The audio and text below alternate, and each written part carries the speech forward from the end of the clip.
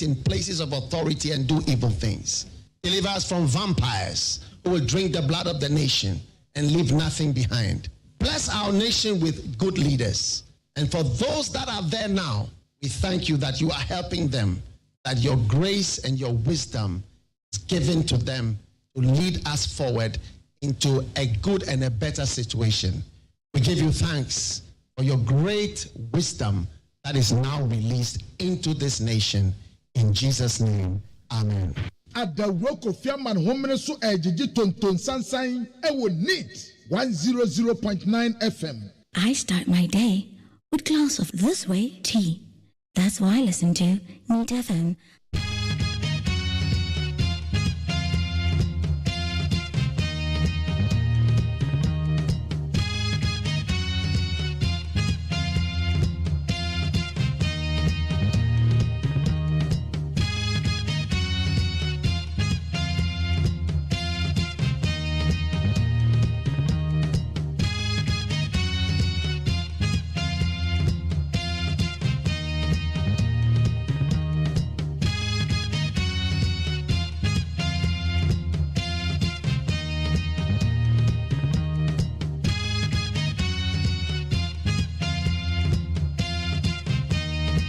Hello, good morning, and thank you very much for tuning in to Neat 100.9. 4 days into the month of May, May 4, 2023.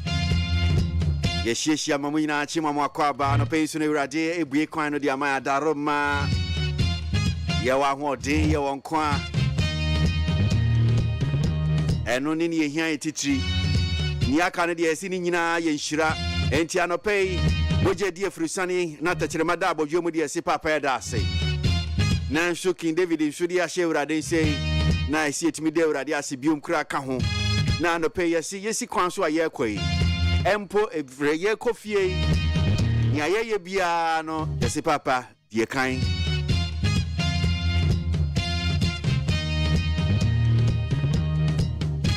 nya ka no de dia ho de ye nyansa ne ya adwen ye de beye Sima be dumi ensana no nsia abo ide kase abo edi kan na no pe na yawo ye de be bremo eno echi e be san to adwumedie no so na chese enwie ni ebie mu akopem mem se no du ni echire ansa ni amemu so enti nkomo ho pa ye be hyase ye be die ye de bonkrata na ni mu nsem the front pages of the newspapers and na ensem no etie wo ye de bonkrata. We also check our stories on the various news online portals. Internet ye koso abefo ne sene ensem no sitia bebre enso ha edi akotene and na no pay ye de eno so emu bi bebre mo.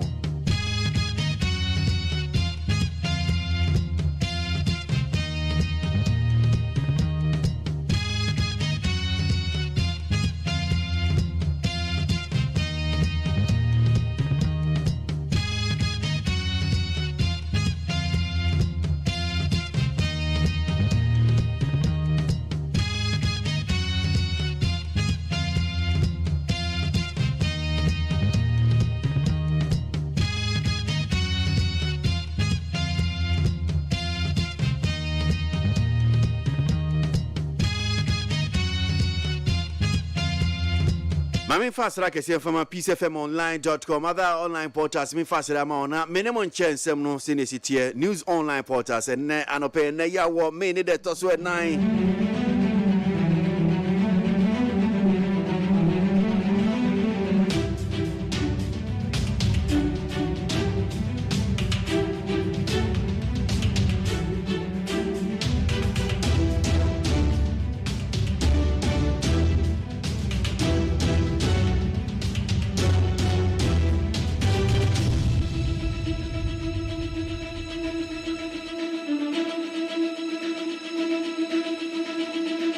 Only 7.5 million people have consistent jobs, says GSS.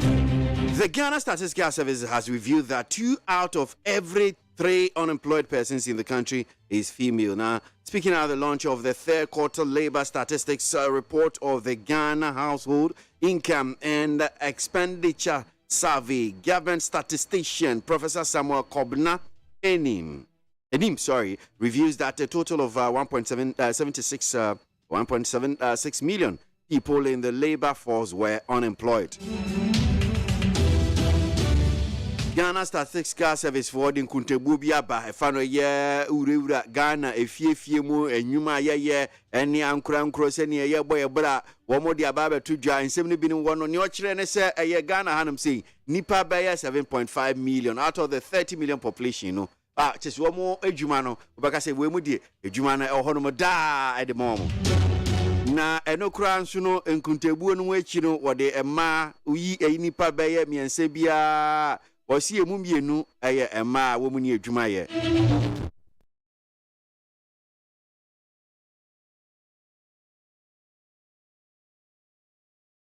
Two-thirds of Ghana's unemployed are women. Statistical Service report o mo buy no. Uche mumiense mumienu de womo mu ni adwuma ye no eye ma. Ghana hanum se nkuntebu no se ne sitie uche ye mumiensa.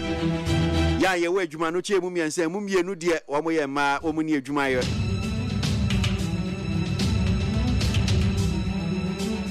No wonder.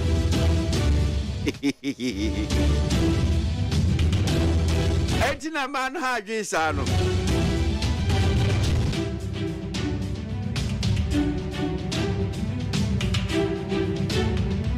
Stop charging for services covered by NHIS. A health minister cautions service providers. Health Minister KWASI Menu has warned health service providers to refrain from charging patients for services already covered by the National Health Insurance Scheme, NHIS, to revive public confidence in the scheme. According to KWASI Menu, the co-payment, a separate charge imposed by service providers for conditions already covered by the scheme, had become a major challenge for the scheme and called on service providers, particularly the Ghana Health Service GHS, to help address the situation. Ghana Pomidin Swap for Health Minister Ayo KWASI Menu no didn't say we to just say and health providers one more bano say NHIS one be buananka a year NHIS etimi akoni ni ma konkan no one more yenya mabia emwa ema NHIS no entimi konkan a chese amanfo gidie no kra na say one more ema eba for more NHIS card yekuta chese ade ye de kwa na mu sanje cash wo se nya sa na tie ade mu nim say we nyina no scheme no ekova. And so the bia na man for health providers see one more hard drain worth a year one more kuta NHIS card do not so de kwa kwaji apomde na ayaresha na just one more how so ubetua no cash ubetua no cash.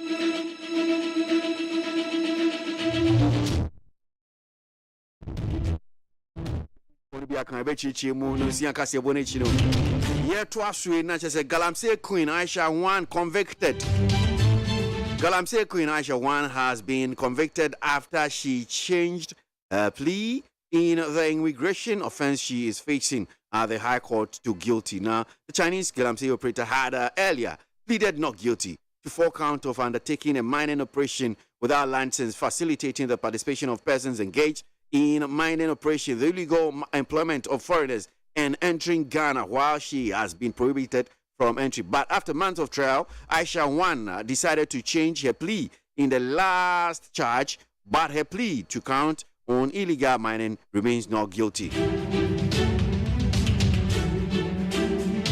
And Aisha 1 ojina court make say, "Mami, ne hon sam dia se wuni mo a na enye sabere namba be chichi nimu nyina ma fa cheme 84." But say mami e chi ne so oye Galamsey e Ghana ha say we sense ne mo atro conference Galamsey Queen na just otin so hima aba ne Galamsey dia odi mutintiman pa na ye dina kwa kugina court a kwa dubo no be se 9 na ye die gu no so a che se eno no o hwe se obetimi atwitwaje ono ankasa no a na emu be 9 no ni nyina no ka se wodi fo na ba ko a se bia waba be buro mam hanam se na wuni nkrata ni ade no ono ahwe se ne esi kona no so kiwa okay midi fo we de midi fo eno mfi di fo de ani je court no a convict no ni aka no de wasi still ogina baby ogina oni fo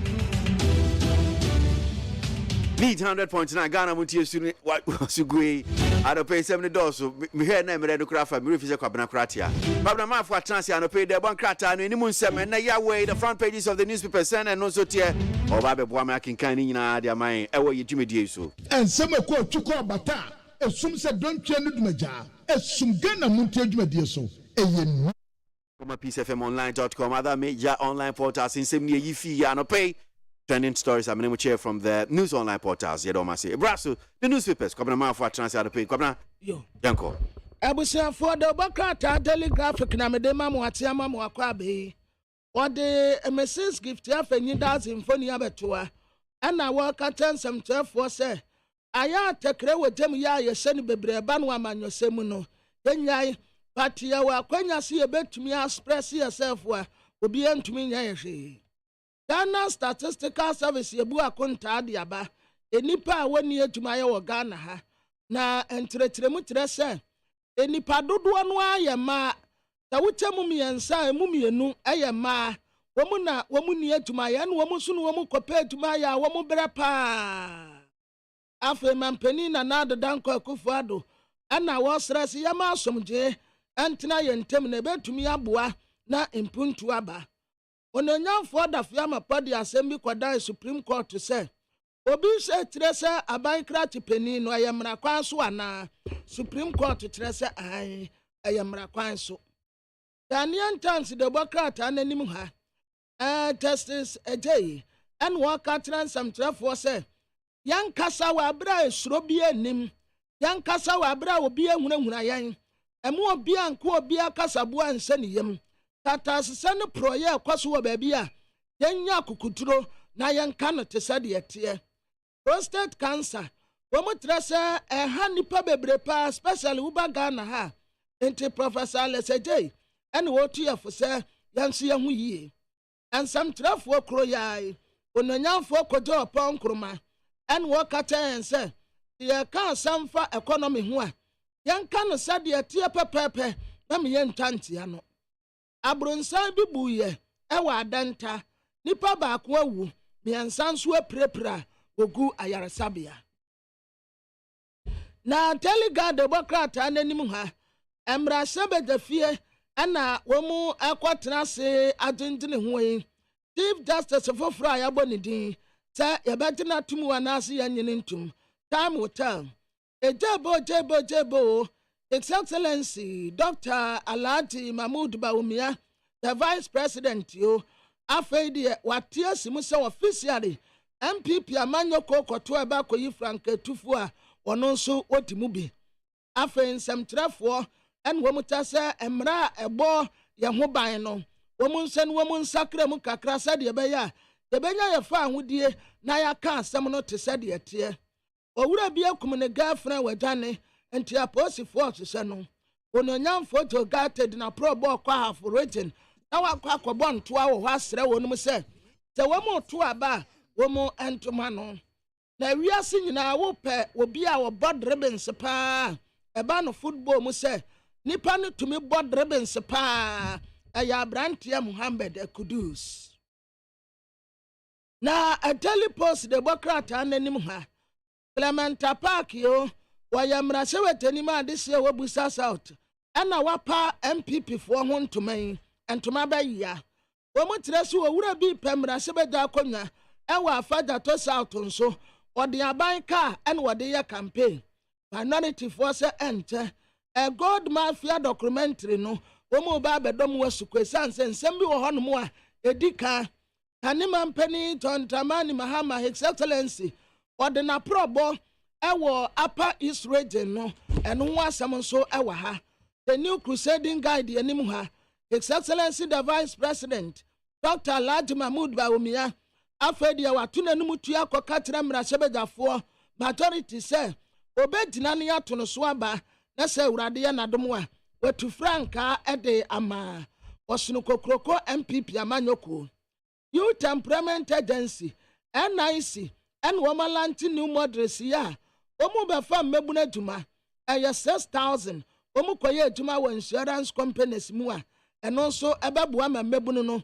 enya edjuma aye Attorney General atrese oru atu asia wade waman no ka oso obetua ne nkakra nkra ye ma na kwanya wa ntumi antua nti yamfa ne nkwato prison people for report o en wo mutase growth a eye non traditional export no edemfaso kakra ebreye Na Democrat Daily Despatch anim ha His Excellency the Vice President Dr. Alhaji Mahmood Bawumia and the Democrat kyerɛ sɛ MPP amanyɔko kwakoto aba akɔyi Frank Ekurafo a obedi nkunim na ne nkunim die no bɛyɛ te sɛ 58% ɛde kɔ 60% deɛ Vice President ebenya ɛyɛ mɛɛdɛ ɛtɔ so adumiɛnsa ɛnde isi amanyɔko kwato aba akɔyi Frank Bera wɔde ho asɛm aba ɛwiɛ yɛbɛkɔ peace 104.3 FM so kwasi aboagye atena se anɔpɛ yi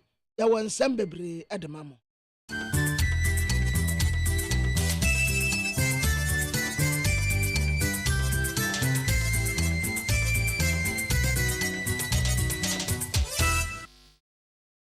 Adishmaima Yamamuachin, the Basum Buffy or Hanin Naya Chipo, Miensa, Abo, Nunsia, or Mamnia Mahudoson, 70 Abuano, Debesum, and no pain so Yawada.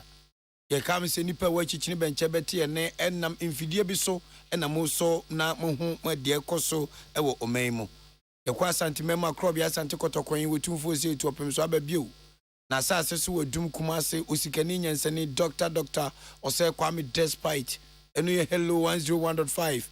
KJTSC NN Amansa Atewa Naswa Wotie Nsema Ekosui Ma Mo Enkanin Potem so a Gaman Chasa Swa Neno ye Abekam Kwanta OK 101.7 and NEAT 100.9 Unique and Wabekam Kwanta a man for which Chini Benche Bibeti and Kofila FM Tamale Rock FM Tadi Dynamite Otakwa Bosume FM Wachim so drew Usimpemunso Ewa Winiba a man for Ewo Achamansa Ewo Achamadan Obeti and Kao The beat say we are somewhere so Liberty FM say we also Jewel FM Ude and Kwanta Enzima FM Ewonzima Rich FM Ewo Asinfusu Ma Mo beyond any Potemene and Kwanta beyond FM Eagle and so Ewo Cape Coast and Amankasimu so Costa FM asom say Kwian Star FM Ewo Atable Peace FM online.com GhanaToday.com Hot Digital Radio London Eho na yo hime krum mprempren eyo hin krum King Charles anopen sma de bram no de di makutini bi ene say edwadifo a won ho ka adwam o kejeti amonten so mre jato mu no omanya sika enye kuma a woda mpanifo ase National Communication Authority enso aseda anase afutu akwodi amam senka be ye nipa bi asebin producer radio station isusu ba aye friend say frequency amanfo to good dem no omo femra enhwe ho asem enka Professor Samuel Kobina ni muso di atudwa se nhwemu che se afie atwam no 2022 omunkunta kire se enipa be pepe ba ko ne akire ye mrantere maba wa mo Ghana ha adwuma di adwuma omunya bimpo na omaye Openi ba ko nso ye otumfo na nanam ahemfo adehye ba ko de ato no nyamfo eko Vincent asefo anim se nukranie obedi ade semra hye bedwene no woye adwumaden na mperifo ani eso Yerimu kopio mamanfo ma so Ukraine ene Russia ntokwa no na nsiase agya ho amane ebo kakra engofo ne tupae omo tutupae ne fase o ewie masa awoso ohobiem ene afei ena isam eho ebeden Ball bomu nsem ye de beto amaso Ghana Premier League ekosen basen na English Premier League nenso no amafo ani di pa Cheno Susano pay Suzy Eba Center Daroman yesin konyo edi kasebo ebremo Suzy de nukrani ye nim ne fetete Suzy wahini a pa e drop pa Sibi Heba jai Sibi women capsules and Sibi men capsules eno na ebo ma omane mema yetimi anya hoden na ye de aso ye man ahwe abusua na yetimi akoni aba so honam duamu do na ekikiwu na hawadwen a Suzy no ni bi wate number 0246 578 0247 1111671 Meka na minyaka JA Binding Company Limited anopay oma network Okumazi abonten ko wini bakohe ko mia wodu abusu Ghana hanya na fo ni kodi echi bo say yes ye wazoye JA Binding Company Limited on wetimi di bind 20 disinfectant abadwa so a internationally ewiase nyina agi atum say you Ghana ni be fe no owura John Binding wabodwuma pa sa wodi JA Binding be pepa aboboa no na enka bone betra ho ensida otu asiese hon se o tarazo so ana o tazo so washroom water closet so na eso anenenene debida JA Bani Company Limited eja wajo ye won doso po ho a ye de betu ase ama na wate enkapapa ehwa ewo hwe upebi ato Shoprite Game Dream Bell udu wani kire Melcom ana China Moa abusu say tam JA Bani product ne medini nka no buying 20 disinfectant enkabon ne nkeka wade ye ne to nkwanta ya pai number ne 0243 10 4883 0541 8896 Kivo hot pepper Allah Kivo hot pepper esu what new pepper in town nka mokodi ajai me amena na awoya akwa osidi moko na moja nane papa bi Kivo hot pepper unya Kivo hot pepper na ode boboso saade ani ajai ade bi adi moko ye no ode beyo spaghetti na ye shito na ye abumu enkwan papa bi emana monsa no nkwan ede no moko kakrankom ema nkwan ni nyenyan ebe mamuko no ayede papa Kivo de nukure ni eye hot pepper papa ye de ebremo afi ebraso se me de kasebo ni nchi mu bremo me amonte me ni achenkwa na menum bremo na ahofedua wodi ahenkan kwame yeboa afi ensem no enchiri mu enie na anumu ho ya nto anka nkosoro anso ani nya ne ntie se asemboni asi asantemem ne nyina ne se kejetia dwakesie ne nkrobata baabi ejadam tututututu amachase ye boy ani a na ayini suo na nso bia ne dan mperifo se san de eba emokoko inya bedu se pe ne apɛ ho kwan ne ahye betimesi ano ampaniampa Ghana mampania bede chene o mamu mpanifo twotwo asantemantem so afo KM boss uru asampan womu nyina akọ cheche man na adwadifo wure said ya benye se no mopene de nenso Dr. Pabobo ne kan o se abasa enam so ma opene ne din de alankwadwo chemantene ne abrese krodom so obetu frank ade ama MPP amnyukuru so ne mpanifo ekwohwe dwa no omukọ no na nipa mobo enti wode ne nsa wure ne kotokum no o isika enye kuma 100,000 Ghana cedis kanisika no 1 billion se adwadifo ma nenye osun kokoro kwama nyuko so Ghana ha obi anim se baabi a dom wo pa ma wom eye asantimem na hinkuru kumase enti MPP emperifo so bomodi kopie mu ewo adwakesenim onzo motam sika enye kuma 100,000 Ghana cedis kanisika no 1 billion into the 1 billion bako ka 1 billion bako a 2 billion na sika ne angasa bako fon fenche butum ye de ma sabe won a ho ka adwam mra ejakese eto kejetia eninti president of the Federation of Kumasi Traders Nana Prempe enso ebo modern eni nsentwofo kasa kiremu se sa 200,000 Ghana cedis ebeka omonsa no omahwe ache ne se ne se na efata no ne Samson Kwame Nyameche ene boss asemu nkomo mpamcho yentie bi wae empanyimfo bebre eba ha eba besra adwadifo na yera alankwadwo ekrematen ema adwadifo no 100,000 Ghana cedis ena MPP amanyokuo nso eshen yembo ese omobebre 100,000 Ghana cedis eti nanu fiade etwamu ena MPP amanyokuo nso ede omsika no ebaaye eti ehun se enye sika esese yede to ho na emom eye nuanom a omo ho akwa ahuhiehiem nti enede ene anuanom hia ya ye chese sika no ede maawo na eya de srede ne ebekoso ede amampanyimfo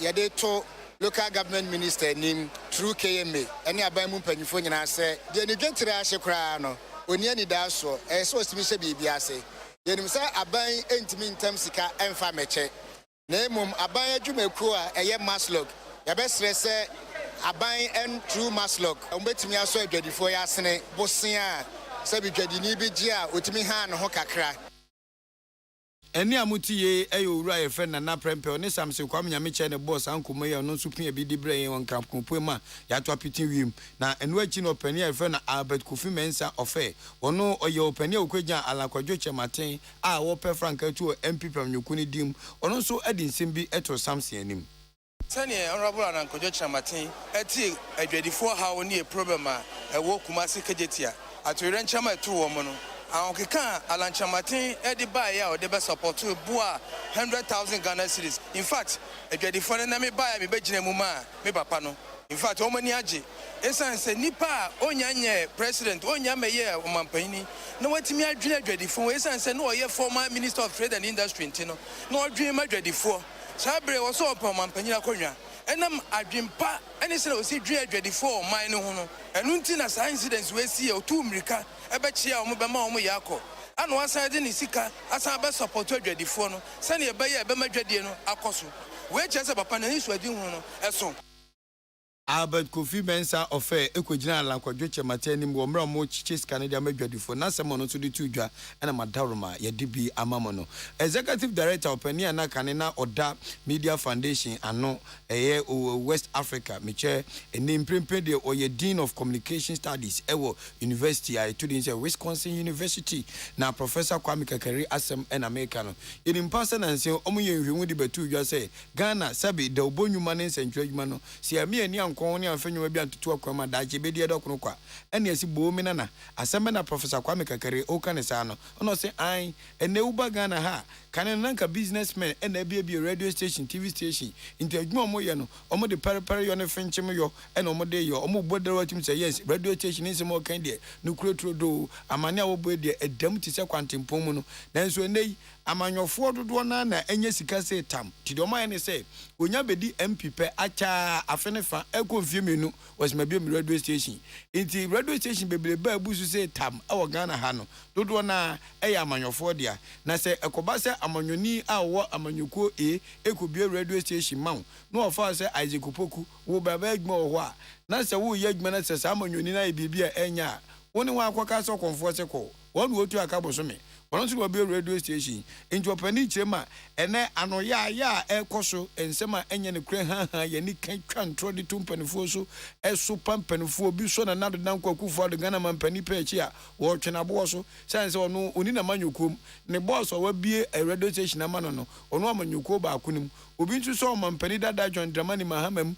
no ogine pe echi se kabo ono so wo twena bo so adan a ono so oni na manyokom ne boss wa bie radio station mano no wo so won so mampani dada enti akamia say said amanyofo ndi omo ho agim atoto frequency bie radio station ma radio mu duro no ne pere yo ne kwasi boni beka professionalism a de adwuma no ezu hwehwan na ba ko se ese National Communication Authority NCA emna ni kun no tu wana mopa ne say emprempren enipa bebre atoto frequency na gudem into ukwa National Communication Authority so per frequency ato the radio na the TV a unya bi enso wadasani atonu dewa e de agudem na one na ya okase etwen komo eno numre no nsia kase bom no prof ede to eye National Communication Authority nim say emra bom chi dom say so obi to frequency no na wanfa ni djuma emre bima enso mutimi gifri ni nsem NCA wotumi say unia no so kokoto frequency no amfa anya adwuma kosi mre bia omutumi gifri wonsem ese so omode samra no enso ye adwuma amama nyina mra ho wotumi koto frequency no na tani abrofo ka no hodo etiamra enti NCA pa omo atoto frequency pa omo mfa anya adwuma no obetumi agifri omonsem da bi anya odia eyoman no nyina dia frequencies no eyoman no nyina dia anya onko awdia enti wontumi kasem musikanti ekoto me fanya shi na ebinmu pa omunya dabi na anase media makoto na obi pa ebu amede bejiro ni dabi ntumi nyesa ensa nsie na twabo eda ho a fisa esese otia ntumi nkoji na unsinu konko untimi nkoji na unsinu konko odi ahwe omotuam mayami asem me ma Professor Kwame Kakari said to su bim say broadcasting bill ada eye shares so na futura bono babu enfi adunu no enso ha adwen etete nipa enti aban ene NCA enhwe sa broadcasting bill no ye begya tum ne ade adidwuma e wo ye man broadcasting bill no ebeye fie beye bionu miru asaduonu num parliament adaka bim ba bia ye nim ne wo na mom ade ba ko ho ne se esan se ye trust sa bill na chenti no emunsem no fa enen wo de ye adwuma enye yi esan se broadcasting dwuma no akona nim madwen ye me se esan se politicians na agi radio ni television dwuma no aka o mani asenti no mo mpemre bia ye de beye adwuma eno so ka ho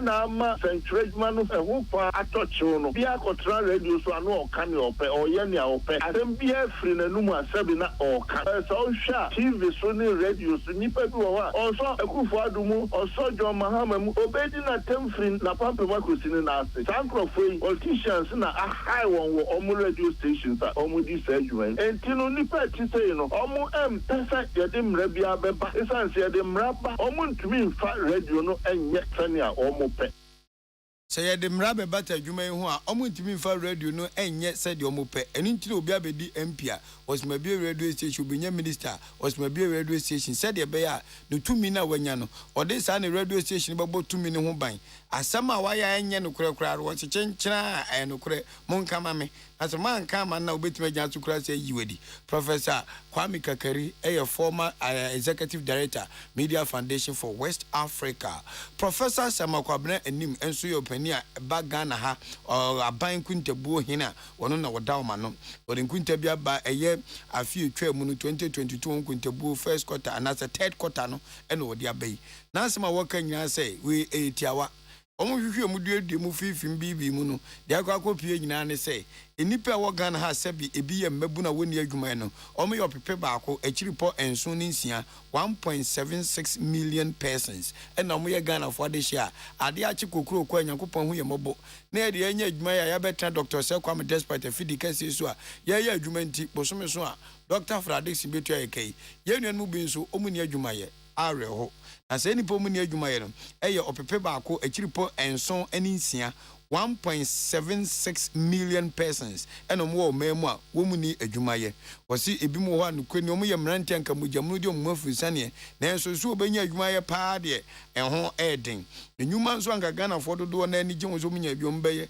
industry adwuma ntu bekwe na emai bi omo China mo na omo pepa buku ho na adwuma no bo so me so trended no age enye nso benden agriculture obi nso de ekuayo ene obi wo so de no poultry farm oyi nkosua park nkosua na nyame anyi wadom na bidwu nse na bo se fu ya tefu wakatuem enti ba bia dun de e wo se ye bomode ni ani bre se o man na enipa dodo na wo ye mabu no mojamu no wo mumu no ye be chom kwan be fa so mbenye adwuma ye na de ba ko nso e de bibiman ni Ghana nya ne se emrante bebre wo madwene se se be wo no wawie legon wawie KNUST owie Accra Pole enti wo nya adwuma e officer air condition fu nyanya ebebo no ho de a osi oni adwuma ye nanka obetimi de ne nsa ne nan ne nyansa aye bibi ebeboa na ne nsa akona no nanso wasi wo peso okwa adwuma okoko board nanka kokoko board no kwa no ku nya accounting department wa ene ebeboa no obi se boam na menya adwuma osi didi saa nyuma nyina nso ni nya nnafom enti nkane media okonya wo school no ko sha se de ton atadwe to betwa da passe me legon me nkoto atadwe enko anya nkadokon fensia fichire ho no nye ne legon graduate enkadokon special sira mafo besi atu agu so to ne hyeto no enkafom saa ni media we nyina se nso ye nkire wo school enti onya wie school no pe wo pe white collar job de pious mu ye ne bi time mia no kombare no wotika mfu nyanya ne akosina no pa na katu afia kyen ayenum enti we nyina nti na mante bebe no enya adwuma ne entie Professor Samakwabena enim said we see chen nsem kire se nipa opepe baako akiripo enso ni nsia ene oni adwuma ye Ghana Team be able to collect data bia or one what you should Jumana Jumayan. Ghana ha you there won for 1.76 million. Now you the to two from there show over the 3 quarters on ye Juma quarter 1, quarter 2 is 1 year Jumana, quarter 3 is 1 year Juma of the 1.76 million you them for 157,000. Now throughout the 3 quarters no 1 year maybe yes she fee employment na fema or you wanna team be able to collect data over catch and the penna at least we juma 1 hour na wutio honkawa at any point in time ebe bia ye hudan for 11 million na we juma Ghana but the way not to two from na issue one out of 11 million across 3 quarters in our ye juma yenya 7.5 million each day of the 11 million yenya for 3.5 broadcasting ebeka there will move in and out of different economic status we employed in quarter 1 who feel labor force more in quarter 2 and now we are unemployed in quarter 2 even also quarter 3 will return it back to their employment status. The dam labor mobility in the year to go Ghana Statistical Service. A prof KWASI actually says so. We need payment. Say be a jam up my omunya jumaya. Imumi ni ma.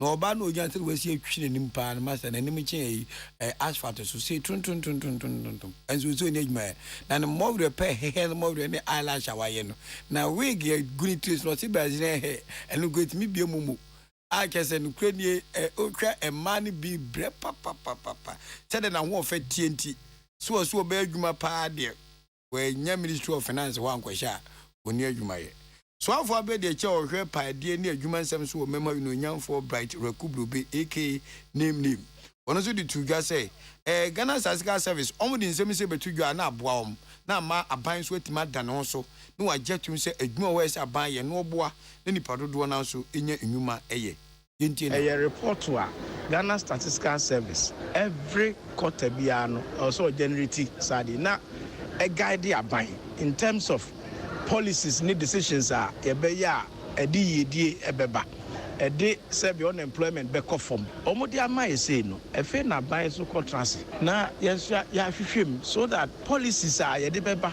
man nipa enya dwuma bia no this how it begins.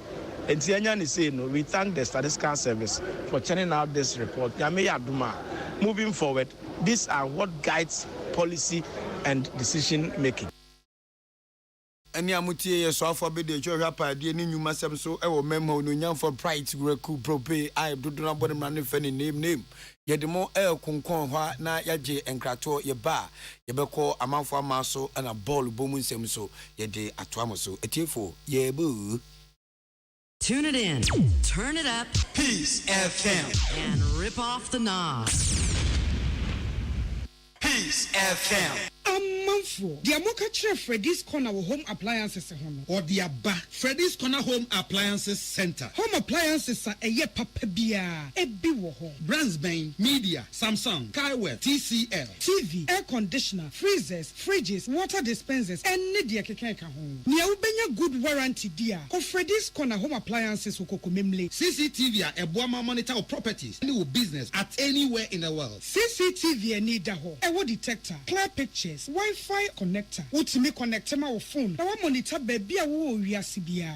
Freddy's Corner Home Appliances Abeka Freddy's Corner a Joshua Hodwa or Tom phones any home accessories no. Fresh 0544 959195 and 02079373323 and now so Brako Komemle City Light in Chehwa. Now you can't discount any achadia. Ubetiasi. Freddy's Corner. Home of authentic home appliances, phones, and its accessories. So I come and show and I bought peri the Bronican hardware one. At the end of the say, that's how we am so timswe. Woba packing a farmer, Martin's liver salt, Tetraquay, and Tem, as she and Shagu glass more at a Martin's liver salt, no back one, no dear goom. Uba who say, who are glass in the moon. Now one no. Martin's liver salt, you want orange flavor, and a bacosia plain. One more Hobato. Name Edina nu na hunto wa ku doctor. Amen. Yenim some will say Nigeria saying. As say, what the army Nigerians and Yenny, our herbal IRSM view, Nankunimdie, Adasidie, Nasia, any abasubody and Kwa. So once so share upon Dimo Huta or dear Bramanfo, a free and Tiso, Ecosia Nasia, and Hina Yadia, I mean, and Sauya dear. What didn't run it up barefoot and video, actually, I didn't kun what time. I mean, at the herbal, Modern was signed the naturopathy and homeopathy pine, a queen and Yarawa. Say, Suku Fofra. Equania, Yadi Heba, say a dear, our army. When you auntie, and I dear Niger from say, Sanepa war, Yarabish show, and I Arabia Beja Puna Nipediamua, Allah Shafi, Unyamene Yarisafu, Inshallah, Enyamiaduma, Ayarasabeba, Army Wadome, Wabe old snifla, Ultra Modern Branch Waklagon, Tama Road, Frey, 020-722-9505, and a 0245-275254. Amen Scientific Herbal Hospital. Peace FM.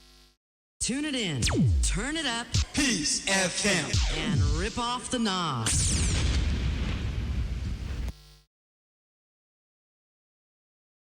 Alishmama ya mama kwapa ya dikasebui eko amanfo amanso na bi ekowura ya Ukraine ene Russia wo no na Ukraine man penefeni Zelensky ajay na wo skills papa chato ya man pen bia wo simple man peni no no wetumi bo pullover to kai pullover sha me ni nso to ne susu tia na yeshe na bo cha wo sa wo so checheche obo pullover sara na watwotwe ne kakra simple man wa gene jeans wa television wa ji baggy na odi name no na Russia for so akodenden ewo eye Ukraine for so na mafo ka se da bi mampani de utmi ntia na akwa metoto bomb ta no mekuntika be ya yam fly yam vango ni ankam krom wo London anaze bia US no se me seven pen for kan wanti akọ Ghana ko busa Zelensky na ekasa no oso ode hia nko akọ adwane sa akwa no wate Ukraine na ye ba ye bu krom an wate ntu obusa abere de kire BBC for say ode hia nko akọ adwane na so ode hia nko akọ adwane ntu one ne manfo na tena ye Ukraine ho ene Russia for to dima ya oro so maniom dima kum ene topa ye de omo de bia pin krom ho ankasa no mu budangu na ye to be to hospital na Ukraine mampani Vladimir Russia mampani Vladimir Putin ni trim aja dum so esum se KBC wo akola mobo enu wo pani mobo openfo eyale no kwa ya sabia kwa no akwe bombo ho na koto ho na su na kasa na hospital na we dey drip fa na chese arewo sem nko a na say de na senka se emu adwo kakra fine a ye nhye da ante Russia Ukraine war no ho amanebo sai se bola suja yanom ai se bola suja no fon do betie ni kikim na ebi awoso ewo ye Ukraine mpotem ho na Russia for na twomo ka kire wiase nyina se sa ye mampani oda Ukraine manano Zelensky no why is agiram akronfo agiram anwa wo bohina papa just one am one for boni susu no say akwa so ba pizza from there say pe konfo na de konfo ko susu asumese obi ampo nyi ntumi so wo konfo na nso beduedue me no let wo ye wi sa na Zelensky na semakwa akoye wonam hodi asaboni ni tim asa fasting kwa no oyo say boni na agreement say tam into Ukraine for boss bo say Russia for no bo Ukraine mampani ni so bo say wonu onya Vladimir Putin obeyi na sase wotete na nko de bomb bia fane na ase na oji kuma no wa taste se bomb ede ana eya elena Ukraine mampani Zelensky se betu you say why yes roya me come wiase nyina ti ase se metuwe manko so Russia so kon me ne me man ye tie mema ye adwen ye ho atoko ne adua ane ye dua ne ye hyepo kwa mafo man so nya bidie ena Russia beto hye ye so etu ye nya masa si etu afiri ye mem na obi abakunkun ye rofrof de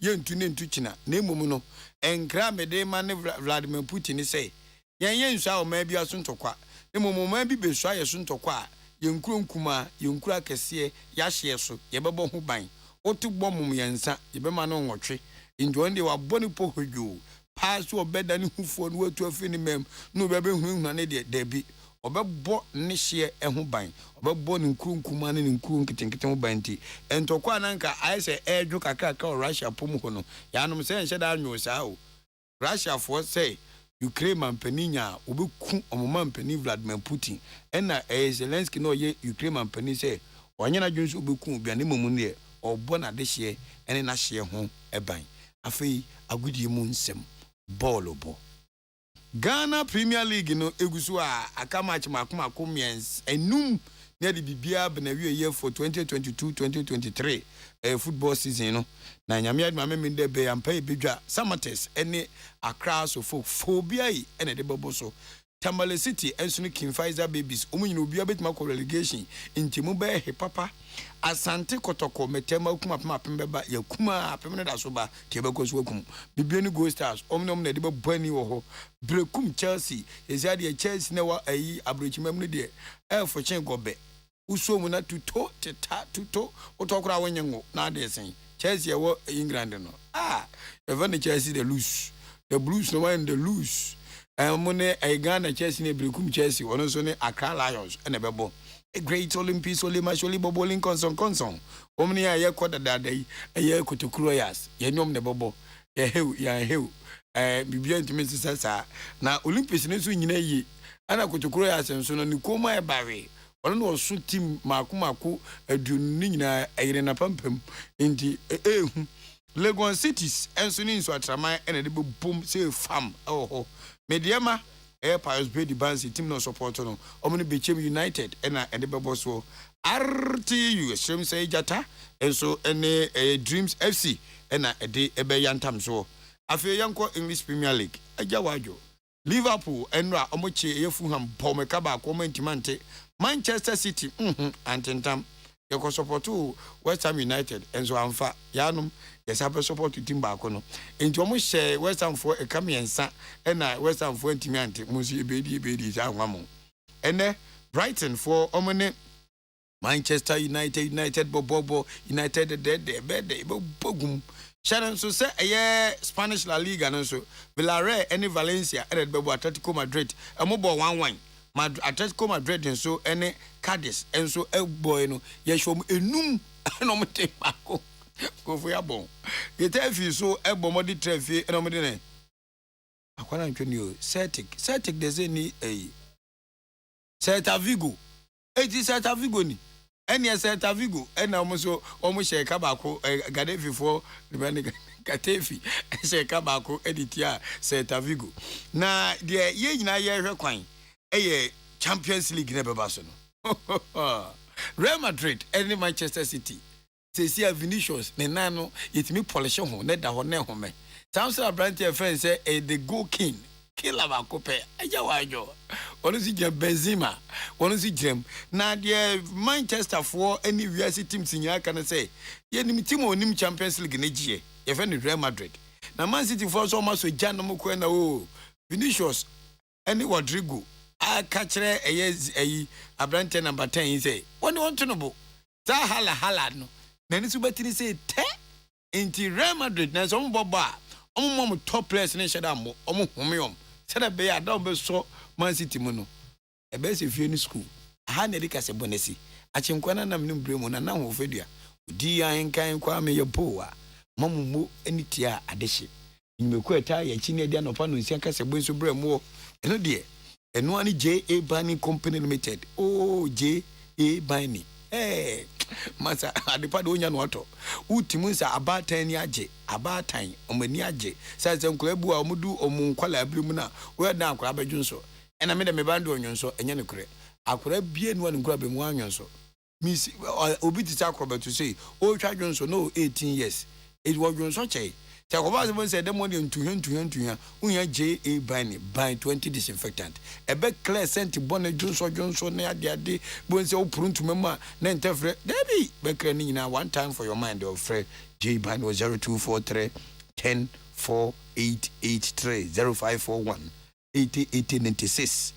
Dependable 100.9 0.9 dependable herbal home na dey dependable for product papa say adum K plus capsules and e to paye on ma wonte say nyon anaye de eno asa kogu yam ni peduan madwuma koku beko osisi mbeda osirensiren nsesrawo otim dia ye de sisi ye bia up down carry on panyan wodu na ukro no adum Heba home and I said dependable Heba home. No more Adom K plus for 0242 223 555 0242 223 555.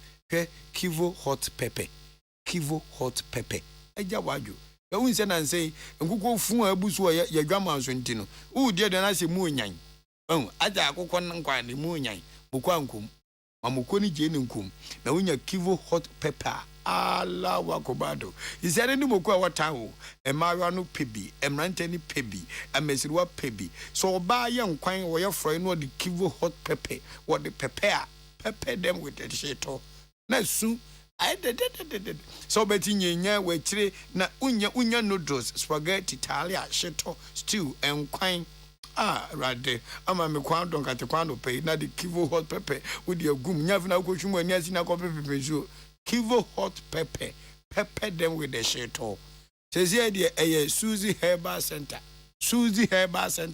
and I'm there also CB men capsules CB soap and soon 0246 578 750 0246 578 750 Alish mama your home swaba Ghana Montie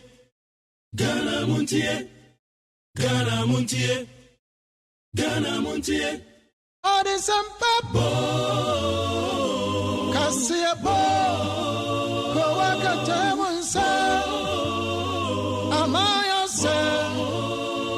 Kwasi Aboagye onye yimu no kretrodo kamadine men kamadine bo nitafe mama yentie Kwasi Aboagye 100.9 Kwasi Bonkwe Ghana muntie na mansanya so adawro kofiaman homene so ejiji tonton sansan ewo neat 100.9 FM ensem ko atwiko bata esum se dontwe no dumaja esum Ghana muntie dwumadie so eye neat. Hey, catch it. List ni nie. And you ma beto to dia me baba no ho ade no. Twem so betumi a.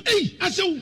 Now beka. Ya jontuma mi ense duku potomanto. This way chocolate drink. Na kan wo hwe afi bia so beri ni waware ni a. This way chocolate drink. Na kan sia.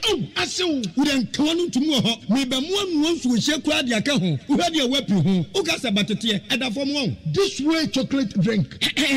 Kracha obepe ya baba aware yi. Asew. Ye fi ase this way chocolate drink. Drink ya sorry anopa no ne yenom ye be hwe fridge nom no se snack ye nya hoho a no ne de serve wo mo ye didi wie ne ye pe bibia bogu ya de so a this way chocolate drink ne yenom and this way no ti ano a he se kire wom kokko wom brick wom bibia wom ade wo hia ne so se this way chocolate drink de wo hia ani so se FDA ahwe se adwodie nkrato mo gya to se eye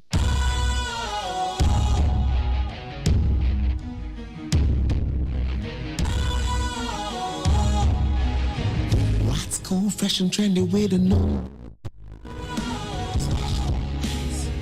Makes you feel real good, that refreshing vibe. Satisfies you right just the way you like. Do you know? Do you know? Do you know? Ain't gotta do it alone. Specialized makes you flow. Anytime.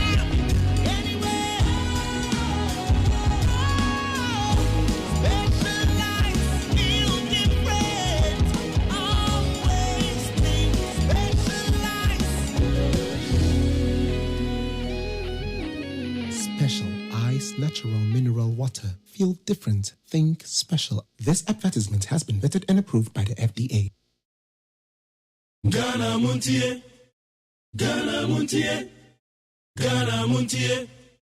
Ghana Montie. Odisempa Kasia bo Kowaka Temunsa Amaya se Kwasi Aboagye onye yimu no kretrodo kamadine men kamadine bo nitafe mama yentie Kwasi Aboagye 100.9 Kwasi Bonkwe Ghana muntie na mansanya so adawro kofiaman homene so ejiji tonton sansan ewo neat 100.9 FM ensem ko atwiko bata esum se dontwe no dumaja esum Ghana muntie dwumadie so eye neat.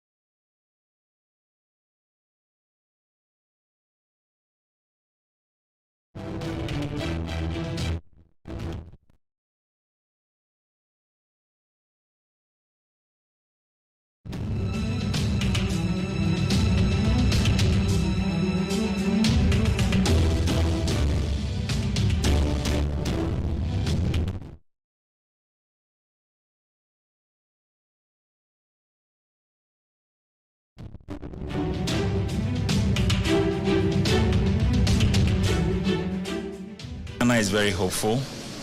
The Minister for Finance just returned from the Springboard meeting in the US. He took opportunity to meet our bilateral partners and multilateral partners. I can say that we are very, very hopeful that we will secure the Paris Club financing assurances within the shortest possible time. I'm unable to give timelines, but I can assure you discussions are going very, very well, and very, very soon Ghana will hear the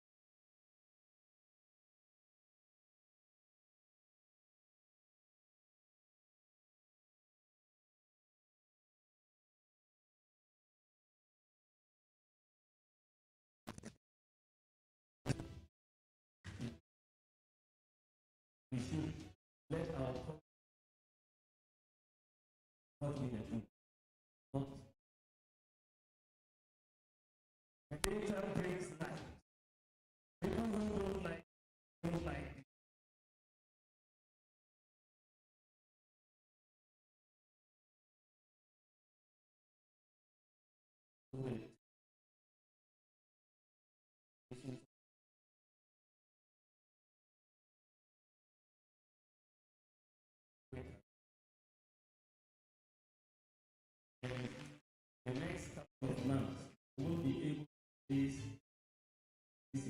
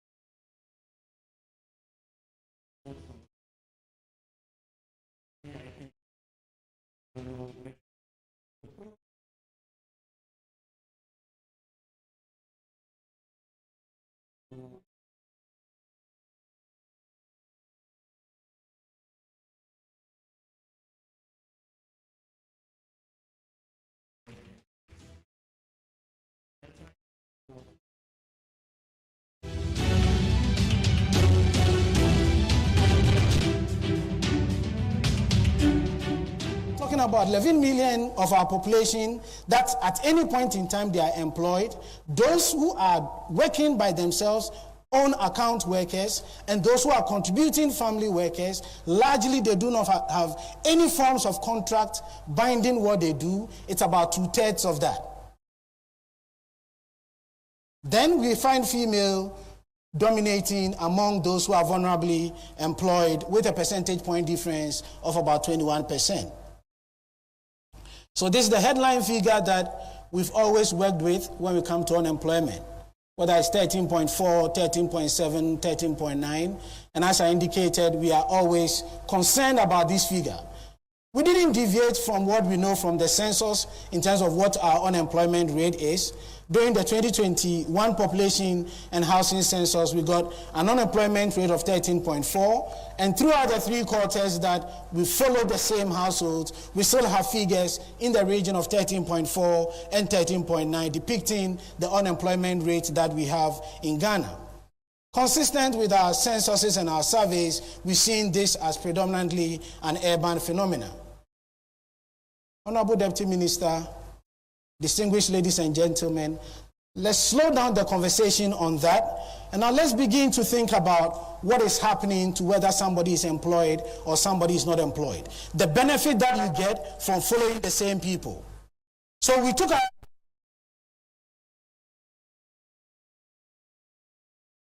unemployed and went back to the first quarter and looked at what they were doing in the first quarter, and find out whether the characteristics of what they were doing in the first quarter made them susceptible to unemployment in the third quarter.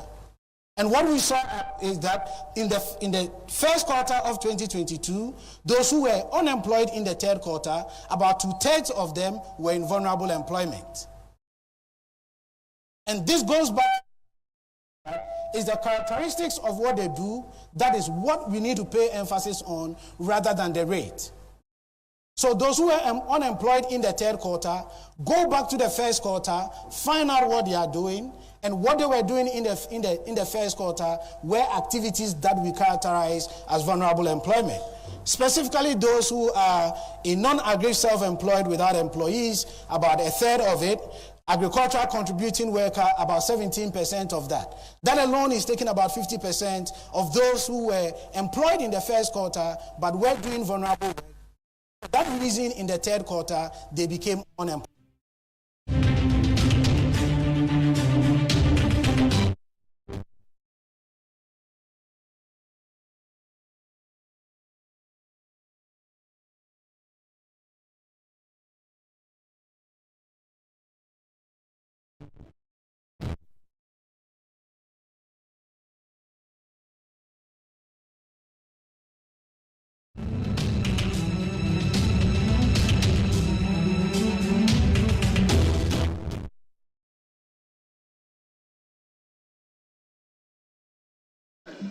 Mr. Speaker, if you are to look at what we've done today, largely we came here to approve loans. In total, Mr. Speaker, today we have Parliament of Ghana has approved an amount of $710 million US. Today, $710 million US. Mr. Speaker, at the time the country is in debt distress, at the time, 710 million. Mr. Speaker, at the time that the country is in debt distress, defaulted in debt repayment, both domestic and external. Mr. Speaker, if care is not taken, this singular act will go into the Guinness Book of Records. Mr. Speaker, I say this for a simple reason that when you are in a hole, you have to stop digging. But this government will never stop digging. And they keep digging and digging and digging. Mr. Speaker, that is my concern, and that is why I'm saying we may go into the Guinness Book of Records. As the only country on earth, where at the time that they are in debt distress, they keep continuing, they keep digging and adding on to the debt. I hope and pray that they will learn from it going forward. But let it be noted that this minority, the NDC minority, voted against those laws. Let it be noted. And let them carry their own cross.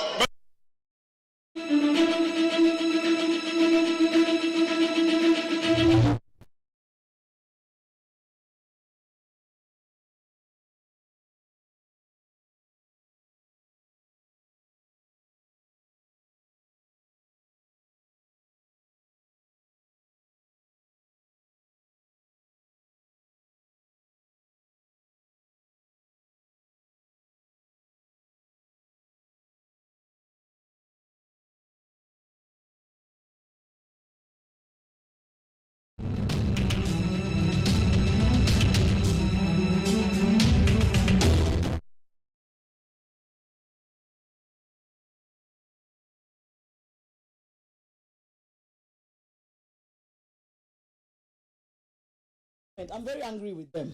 So I was about to ask, yes. Someone will be listening to you and the person would interpret your actions and your strong words against your own party as a sign that perhaps there's trouble in paradise. Is there? Where is paradise? Ghana is not a paradise. So we are working towards the paradise. What's the cause of your unhappiness with your party? That issues like this, in terms of the caterers, prompt action is not being taken. When 1 million people put their soul, they give their will to you, their votes, you must do the right thing by them. This is not about politics. This is about the development of the people, with the people. Giving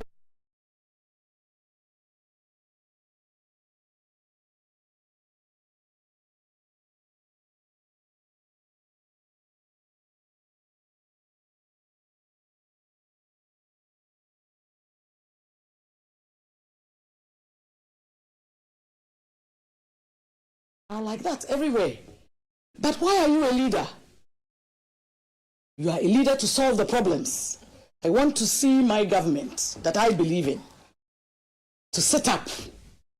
It's not about breaking the eight.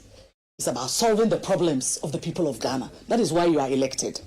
I have nothing to be peeved about. I have so much joy for my party, and I'm very proud of them. Achia emuye, but we must be serious. And so the appointees, the ministers must understand that it is a privilege to be in this position. You will never get it again. Out of 30 million Ghanaians, you have been offered the single opportunity to take Ghana to the next level. Let's die trying. Let's put in the structures. The fight that we fought during the campaign, let us reignite it. And Ghana and the people of Ghana will understand that we are serious about their development and we will win back their trust. Take the apathy out. Yes, there are issues. Which life hasn't got issues? But it is our time to get it right. And we must die getting it right. That is why we were elected. And that is why I am so angry. And I want all the ministers and all the appointees and everybody that believes in Ghana to get angry enough. And the government should not take it as that somebody is shaming them all. Criticism is good to propel you to get it right. And the people of Ghana are waiting for the government to do the right thing. And by God, if we are alive today, let's do everything that we can. All the challenges are opportunities for us to think outside the box and get it right. Ghana deserves it. You and I deserve it. I want to say to your boy, cry. Because,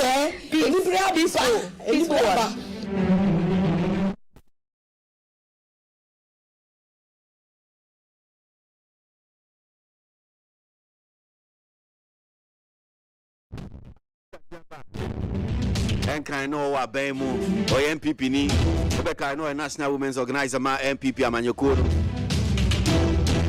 What's it your boy?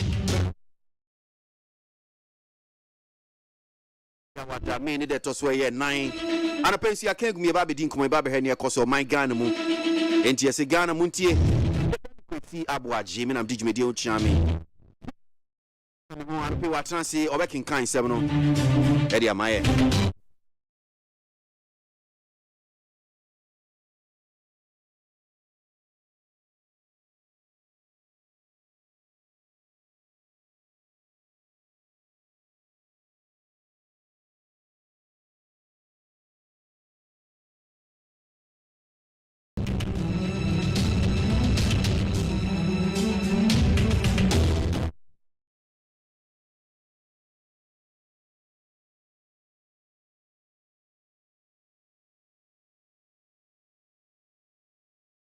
As the internet, so the big stories there, we're about sharing that one with you before we jump into the newspapers. And I pay a naya way.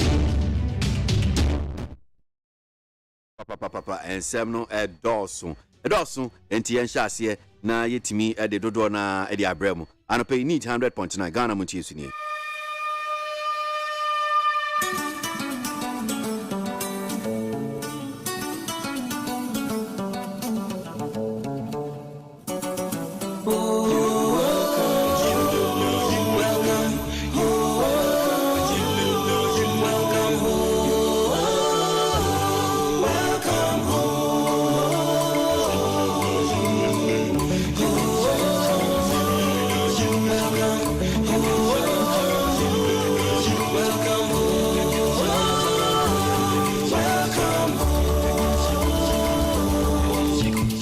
Need 100.9 Ghana MONTIE Suni Yanko Yenim Yantoa so anope and Fama Mwakasima Beye and son na non son abo. I said I need my peacefmonline.com other online portals here do masi.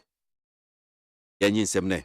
Ikan bro fum kakra na kwabena bachirichi mu kama ediaba aya kan kasemu ediamai. Enra Ghana Statistical Service for edi and komobia ba betu yenim nkuntebuo bi edi aba if your munchen aba na eno aba ye enkomo bebre uko the various news online portals na ewo honum saying ti bekika ni na bom na yakọ enim say 1.76 million persons were unemployed by third quarter of 2022.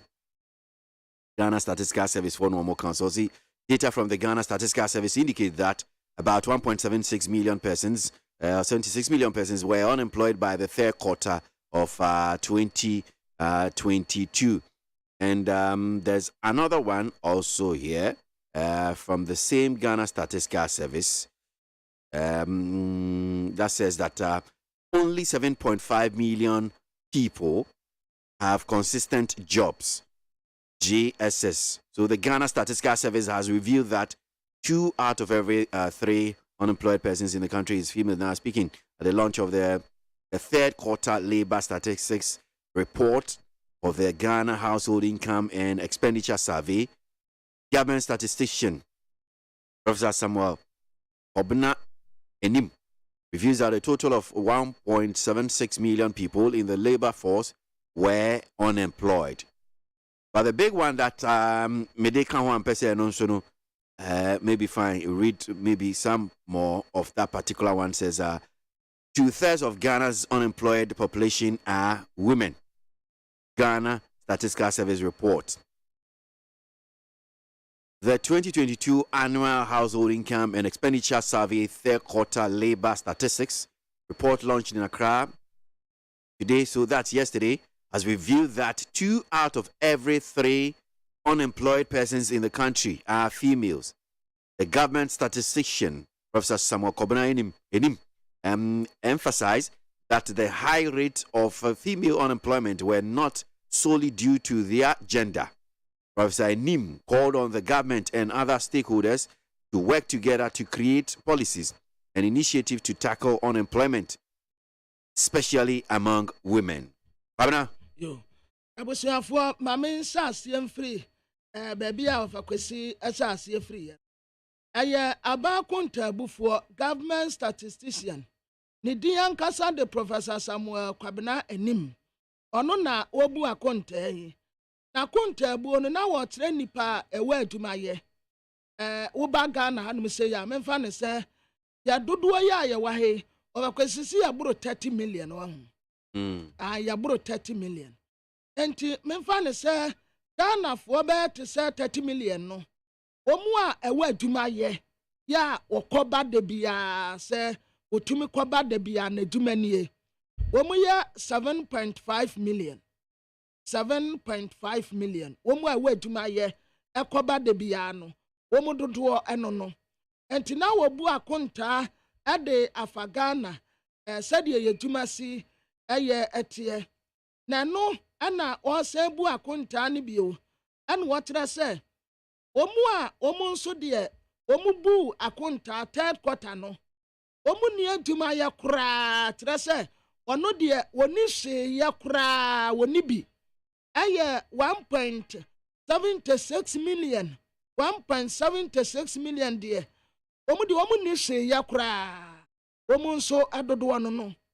Na numu ana kontabu a wobu no anso wotre se nipa no nso dodo a womu ni aduma ya kura no ema sa wuchemu miensa emu mienu aye ma ano no waka ne se 2/3 memfansi ya de nipa miensa ejina ho no mu a ema na emu mienu ana eni aduma ye na sa kontabu yi ana wabudi aba betu da wotre se enokure na wo hye Ghana ya dodo a omu a ewa aduma ye se omu a ewa aduma ye koba de bia aye 7.5 million ana waman no nso omu aduma ye eden memfanse ye bu akonta omu ni aduma ye omu a affect omu pa kase no aye ema no omu no omu bre pa ana omu so a omu ni aduma ye kura nso aye 1.76 million ti anya sam keto avakwesi mabunu no nso no adodo ansunsunsu ni adwumaye ya youth no nso dodo no eni adwumaye enti kamia ya se avakwesi na usa akontabuo no kura mefanse ye 30 million ya na se fano se emu 7.5 million ana wa adwumaye na sa kontabuo no yeyi enkwala ne nkokora ne mrewa firi mu a na tese nipa dodo no na eni adwumaye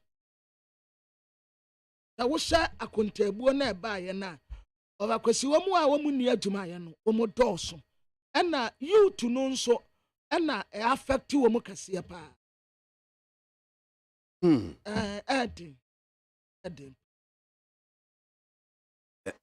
Se mabunu ni adwuma ya. Yeah. How Ovakwesi ama enibre ni abufuo bi ebese omumu because obi apese odi boni bia so betimi afa. Yes. I say Ovakwesi nani so ade hunu ne say nka wawie school no oba be bobra na ono nso ya frɛ no obi na watumi ahye fie na busua Ovakwesi abasa akra wotumi test it out but woni adwuma ya wodi aye bisa emema no a sabi omuni adwuma ye no a aya a wo mo yerenom ena yi 10 cedi ma wo mu da bia no ene wo mu ni nkomo na shatro ma wo mu fam eduru ba bia na ye ne se onkoku no ho because ne ba ma ye no ayira Ovakwesi woni adwuma ye a ho eden.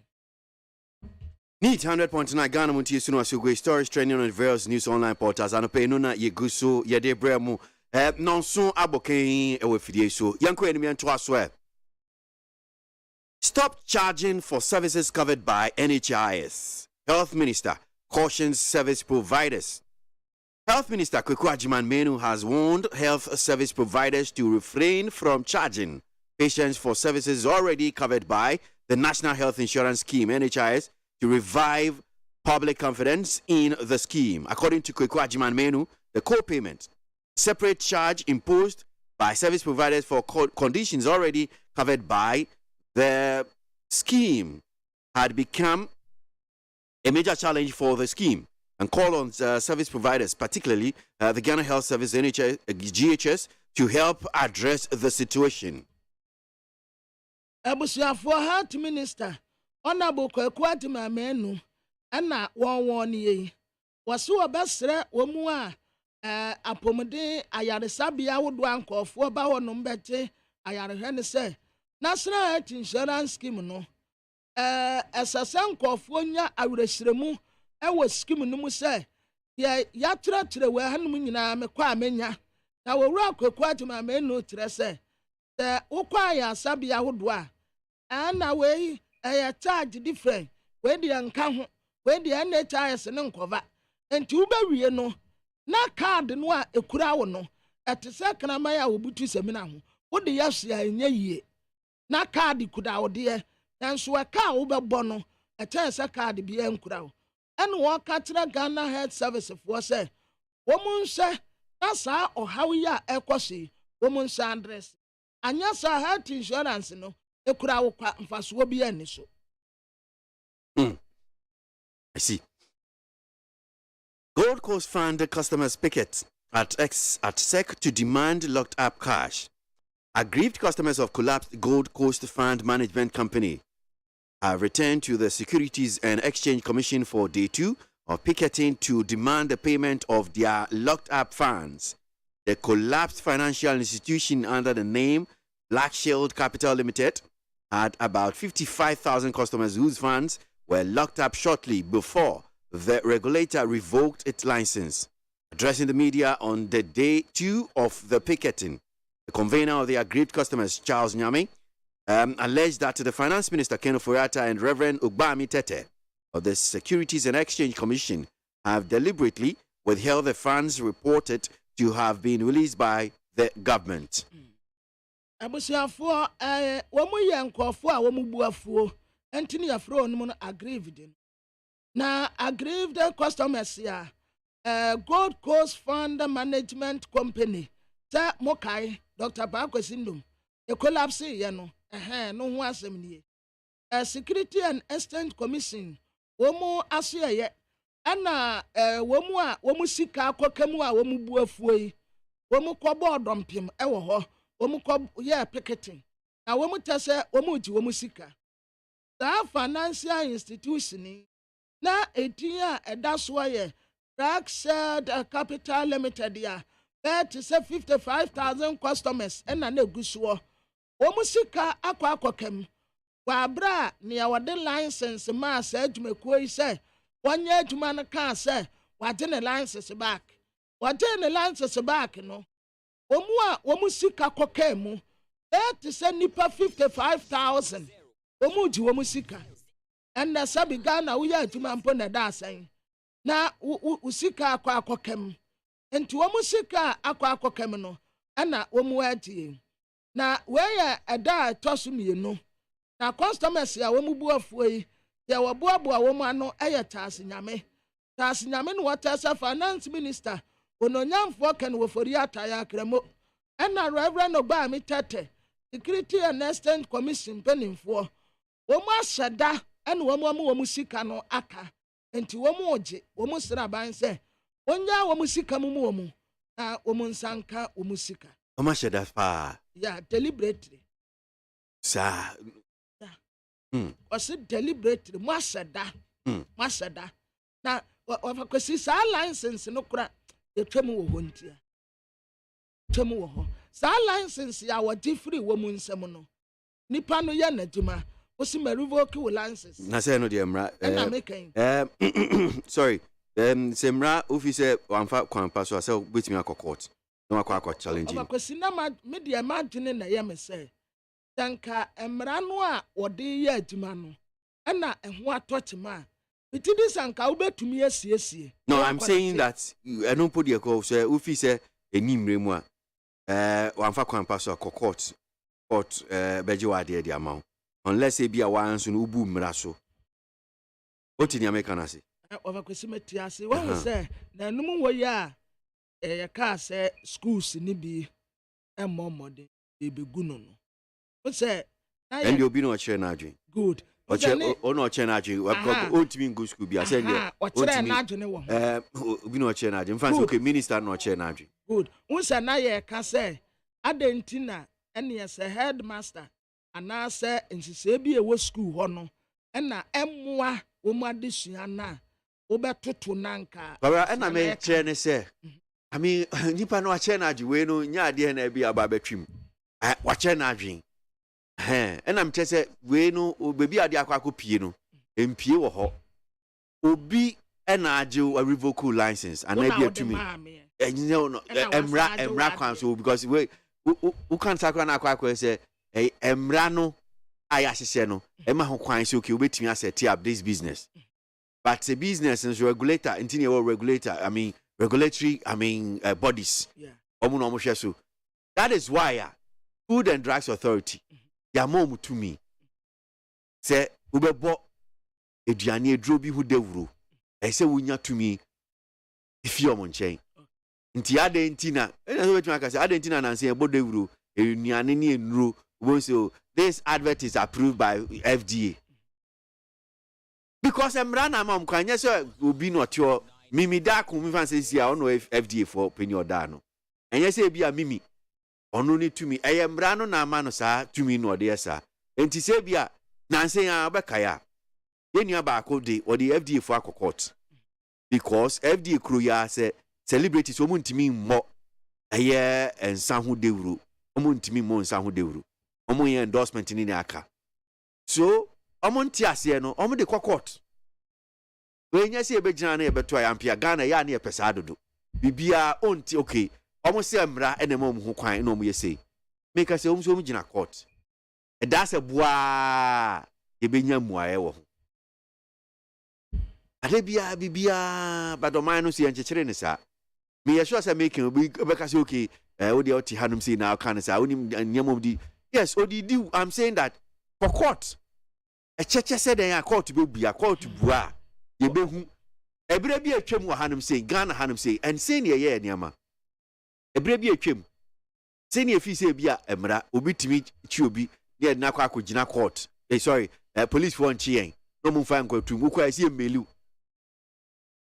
na udem saa ena obi nya akokuduro na ode court ehwe Ghana mrem no a onim si wo court no na ano ye ne Martin Kpebudi nkomo wankasa asem no aloya fo kuku dam ebinim kra se na o Martin ade na sasa asem ya ode court de se nkosi aga ade wonhwe eye judgment ni bia cases wo mu eno si yo wate eno twro ye no de na asem ko dan Supreme Court say Supreme Court muna eye Ghana mra no ye de ahyem nsa se obi nte mra na se na ehia nchichibum efa mra no a ye mfa mbedam mu mpacho saa de ye police fo de di de bia wo mu tie tum na esi embeli ubedem saa no na court hwe mu hwe no se da bi oni bia no betimi abeli meboa ene se ene ye na ye enjoy meboa yes nti ade bi ho no mu a yet Ghana hanum say because obia anya ready say bia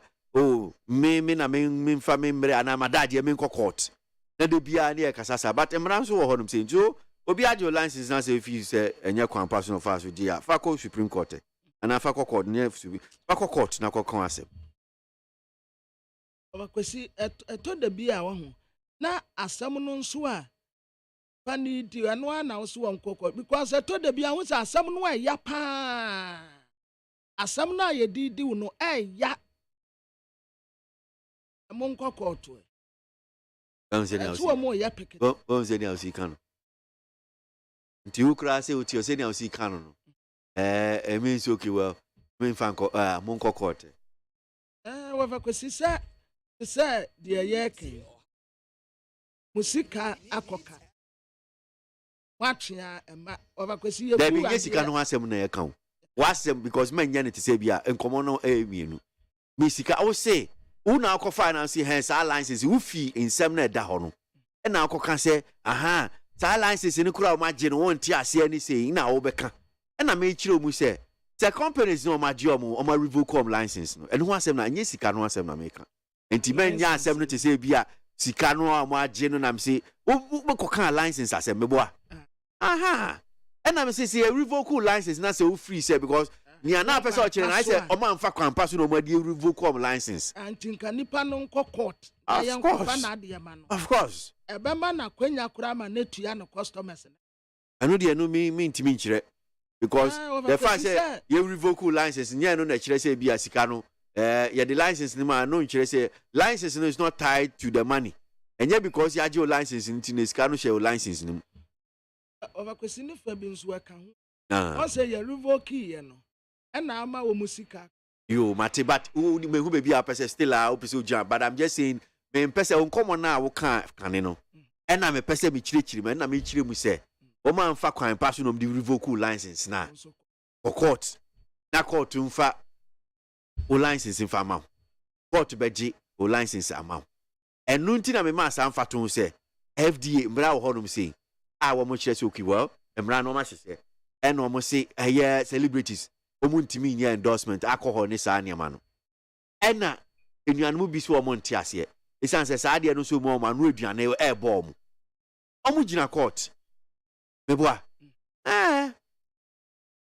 nti anya no na abegina akiri na abeto ayampia na na FDA for na this na FDA pa court o de court a court behwe se wo asem a wo ka no wo asem a court bi diama uni asem so a court bebo egu omi anya sa ne sa no so ebetimi ama man no etimi akonkan say nyami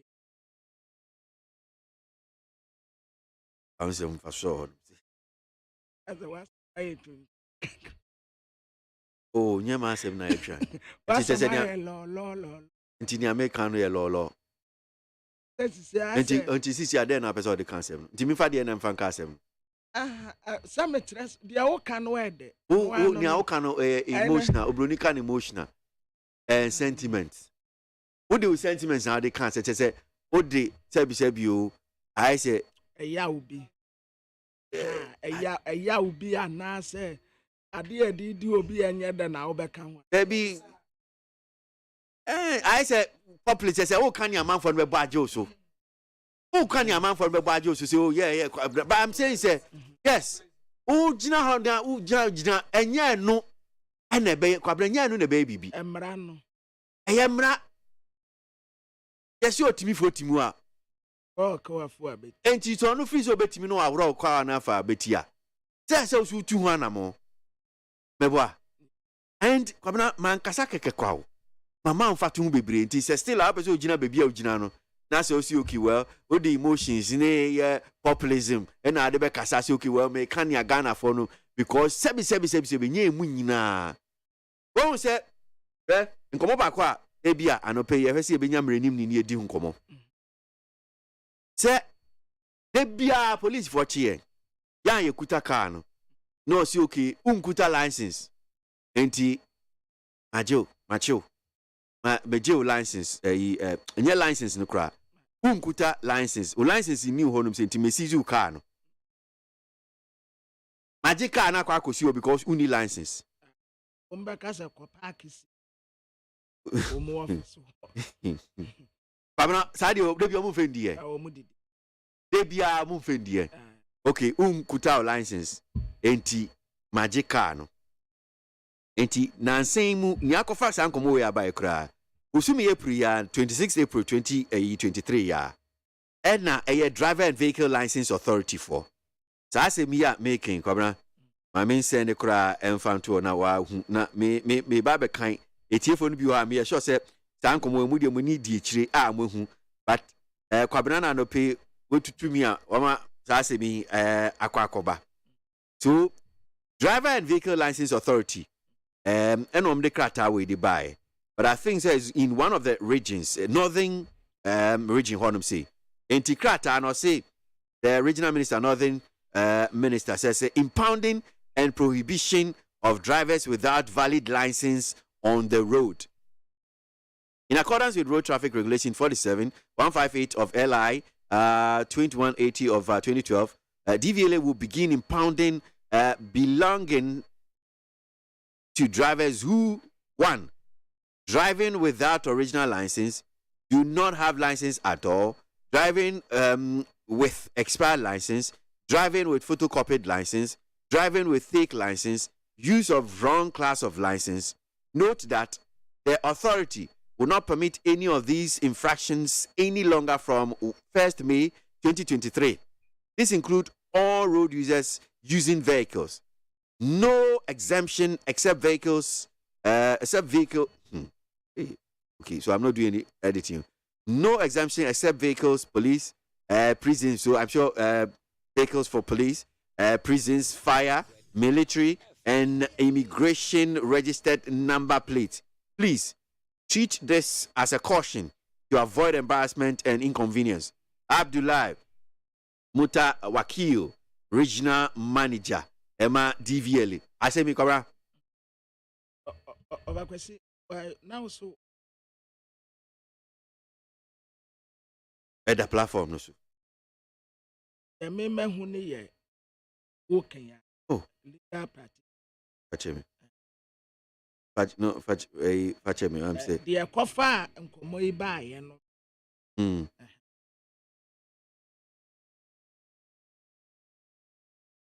Jefo move chem na mpese kwabna e kan ade no kakra okay I'm sure say kwabna aba anti we fear that's the driver and vehicle license authority for not yes I'm sure say krata we nti April but say o kan krata na omso mo sha se be busumi May en na this ankomo we nyina e de aba no abusiafo ade akwafa nkomo ya bai na ya boso ama MONTIE What say driver and vehicle license info and authority no mo chere krata na a regional minister nothing and omo chere koma no was say ya bedi wasan na ya sa park yesi wo obi a wo ti san ya won kura license e wo kwa so na what say Road Traffic Regulation 47-158 of LI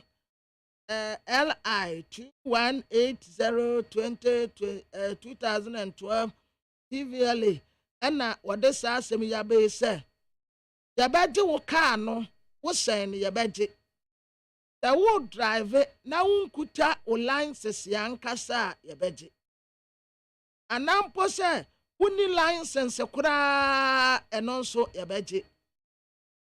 Na o license enonso expire enonso monye car no. Ana driver nso a wo drive ya wo no.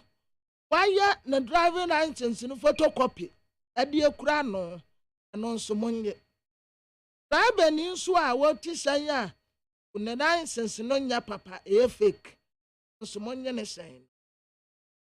Afe woman swa woman use wrong class of license atrase tani pano okura license the license articulator near Dichia, what do chitiko?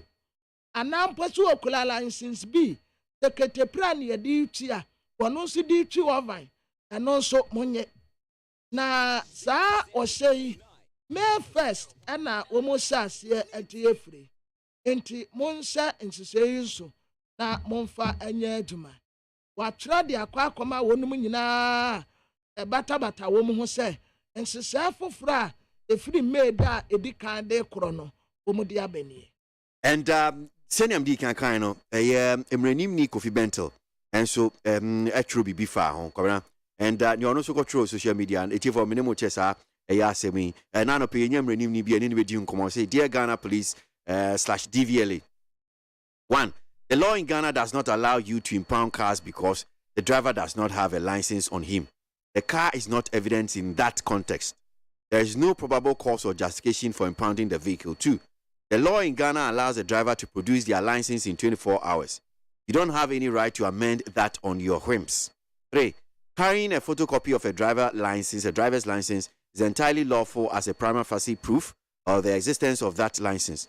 The police can request that the original be produced in 24 hours without impounding the car.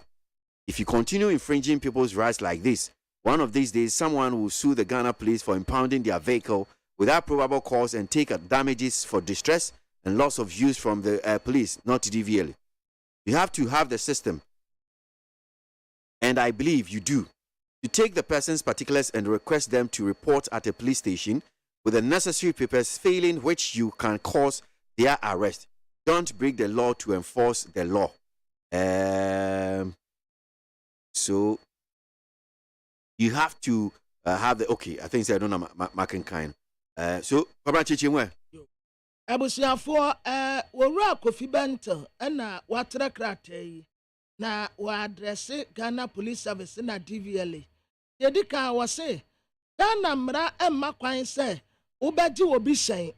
The drobeni no enkura license ya yediti esanya na car na awoji no eno nyanyina so a etere se nipa kro no a wonkuta license no ubeji car no na odi eno aye nyina so enya sa na tie ye tosum yenu afa Ghana mra no makwan se drobeni no a woti hyen no ubema na kwanya bet se no nsiri eduonu na 24 hours na wakwa kofa ne license no ede aba osra mo se mamu nchinchim mra no na munya ne te se de mo ankasa mo pe ya totum yensa se drobeni ekura photocopy ya ne driver's license ya da nipa no yanche no na emra nso makwan se drobeni no bekuta photocopy no eno na wode be kire wo se ampa me wa license yankasa wo ho enti wo betumi ama na kwanya ye 24 hours ne say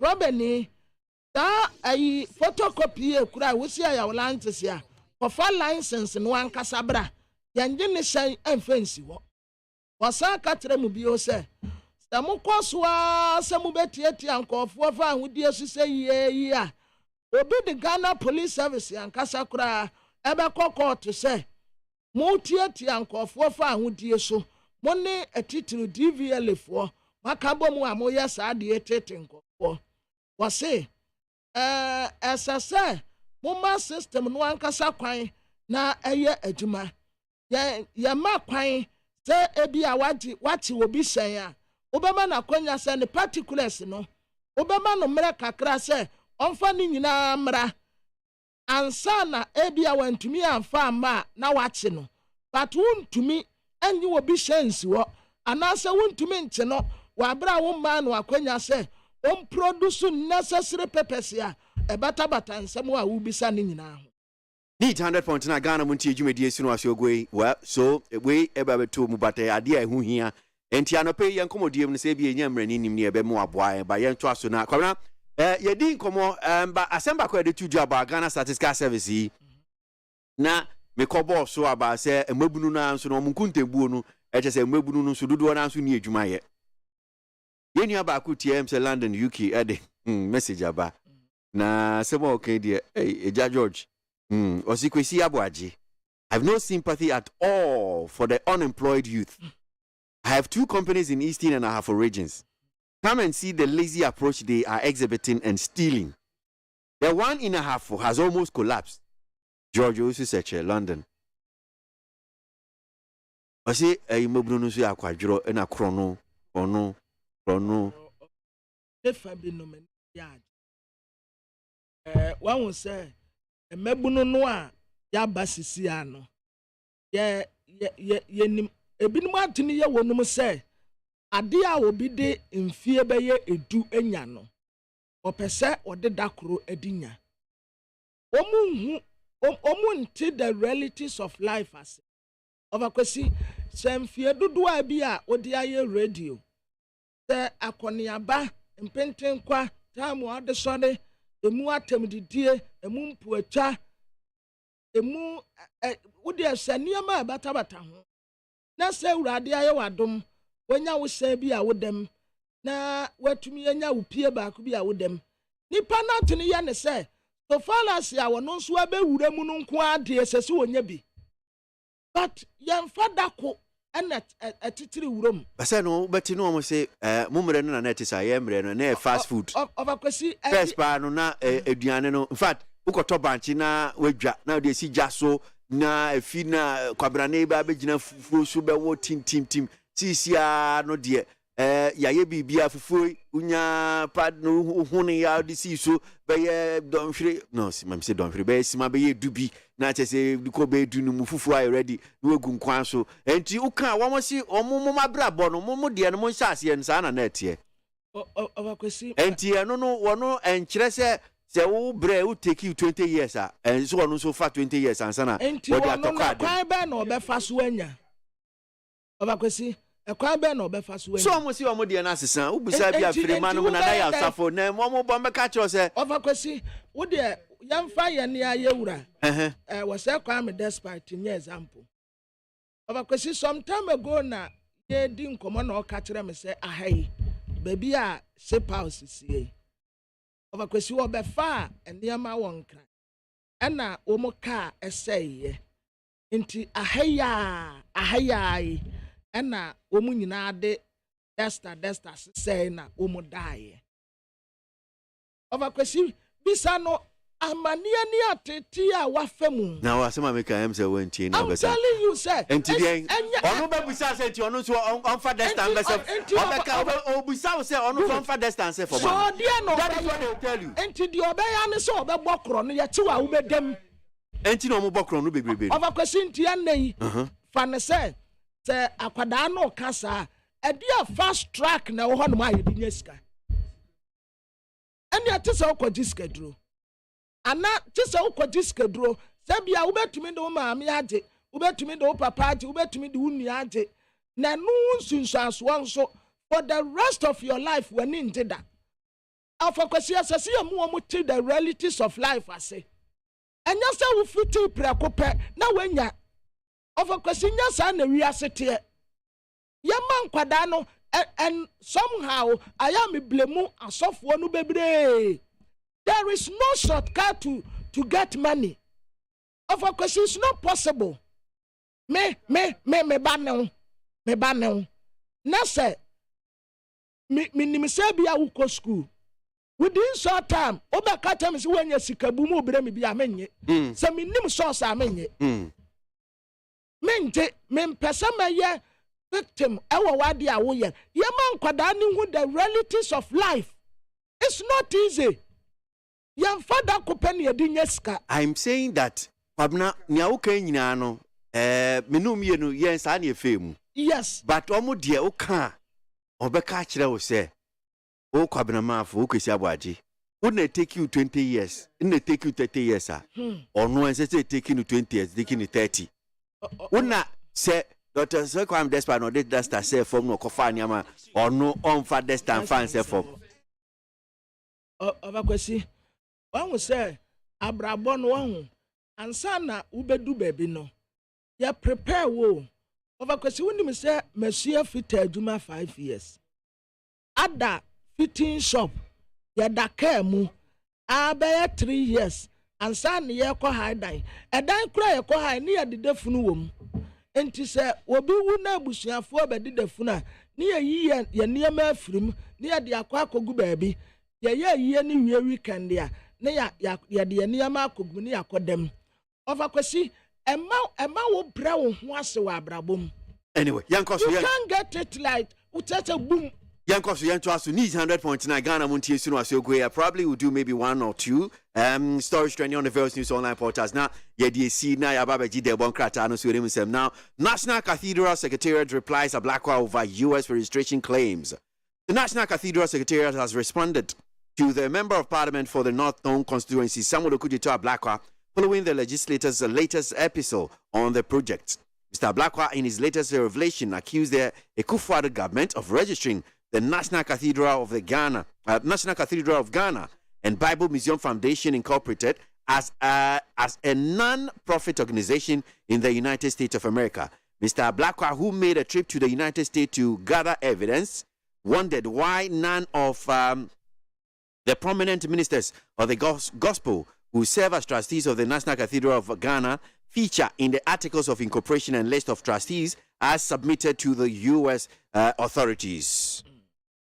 Abusiafo ayi ononyamfo Samuel Okudeta Brakwa oyamra sebetani ma dese one of town okwa abrochire kope asemi de baye ya na asem ni nyina batabata National Cathedral no ho na sa National Cathedral no esi wo no according to ononyamfo Samuel Okudeta Brakwa no ade no kura ya register no say NGO a non-profit organization entinye wo man ne dia ya register for United States of America. Oba Ghana, Star Board of Trustees here. Yasu mu National Cathedral CSW. Obi answer nim, obi akura wunim. Yasi ewura no mienu bi. Na sansem ya Samuel Okudeta Brakwa de betu dey. Enna secretariat ya. Aya National Cathedral Secretariat edin ya no aba. Na wonyi ano no watre se asam no a wonyamfo Samuel Okudeta Brakwa ka no. Anya no kura nya saa na tie enti wo mu nso a kyerɛkyerɛ mu akatere Ghana fo se demontungu na papa ya ka no ho wo pensam wo ya no abɔ ne srem no aka ya no abɔ ne srem nya saa na asɛm na tie obi afa player ko US edi nsɛm aba betudwa demontungu kanom kan mem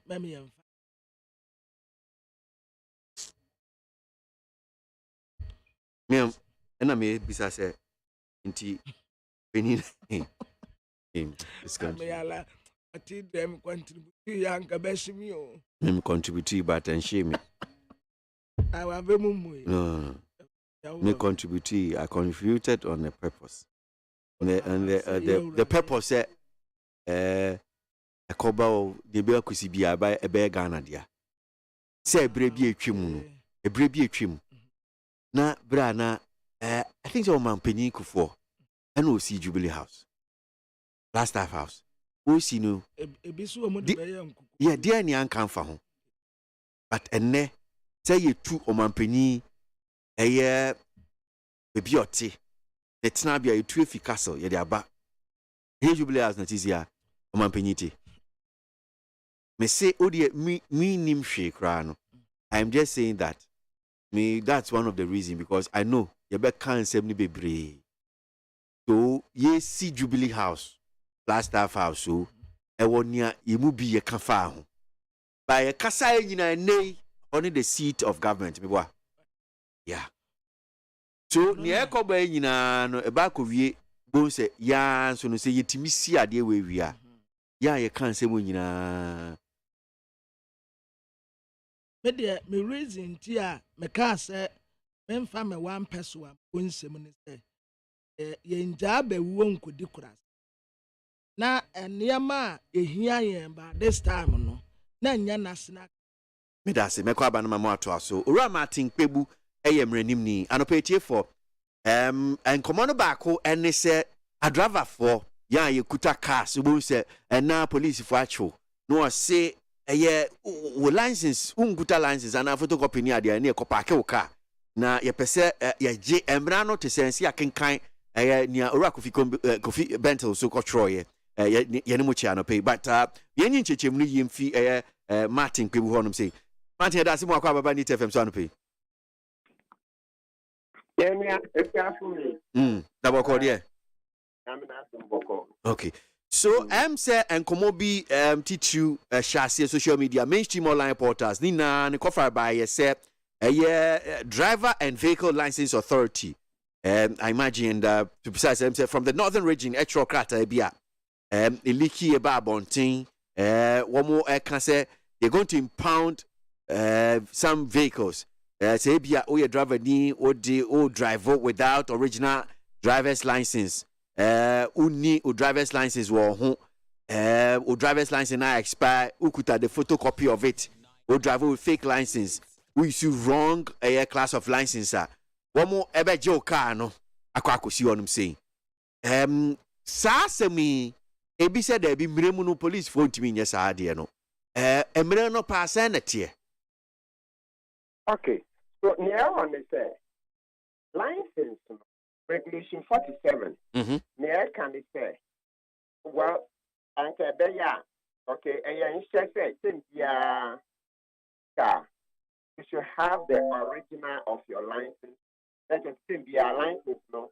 Yeah, you can demand it. Be a man who says, or car move, it should go to more says, okay, wherever blue compartment, but it should always be with you while you are driving. Okay. But yes, you name say, to their battery panel. It would be the emergency. And if you don't have it, the regulation 47 form, the only a Casabra, and you're over 24 hours. And you Casabra license, a police Casabra, and I give you for Casabra, my national license. Oh, now they are trained immediately. A new run them out up to 24 hours. Now, young could be pana for police from Tiasi, especially also more with this artist. And rather say you have 24 hours and your police put on the chum. They also do have no said, I didn't say, Mena, you want me to say, because the mouth and I'm in mouth. There be regulations, what's the roof on the say? You can't file license, your license are. Fabra immediately, and I say, near, and yet Fabra within 4 hours. If you know, you are police work. Regulation 47 2, and then I can say, police bet me without fair or you. I say a police officer may request or no or a without Fabra within 24 hours or no visa or your request. Regulation 47 4 let's say. When you catch Fabra, say Kurawa, which may buy immediately. I said, 24 hours. If you yes, I am my police, and they now say, then I keep time to say, and now, wow, they be there. Yes, you want to request. I'm requesting that, okay, bring it within 24 hours, but 24 hours, then grab police, no more here. Because you're quitting anymore. Yes, I will say, thank you. So, if you have police, they bring a defense and honest men.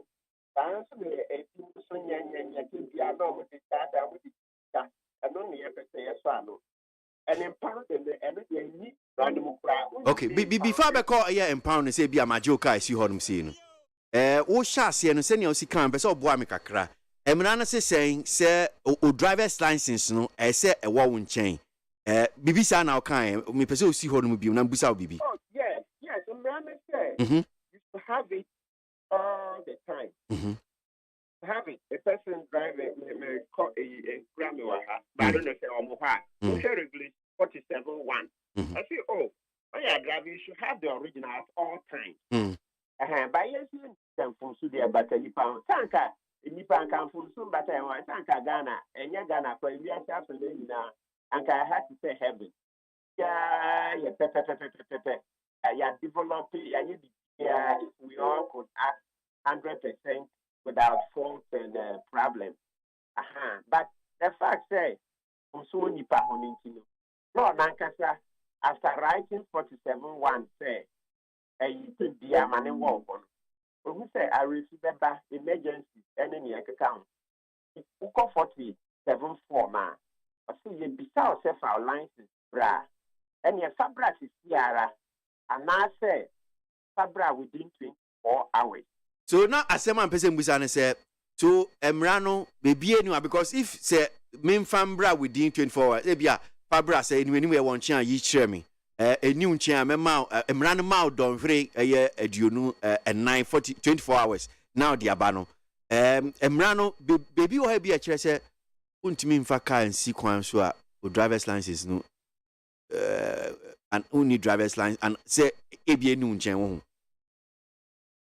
now can it be only kwan say bia I'm just asking this say bia me de me car no esi kwan so me refi say we need driver's license a new chain dia so there's no way say that be then this is the difference only license on condivially when you aka if you only bia so you ma license and no me factor is fine okay menchi but say all license ebia o ko baby o ko ejuma o be na ma kwa bet me echi the police e ko bisawa you have 24 hours ko ye we ejuma na bra e ko yibra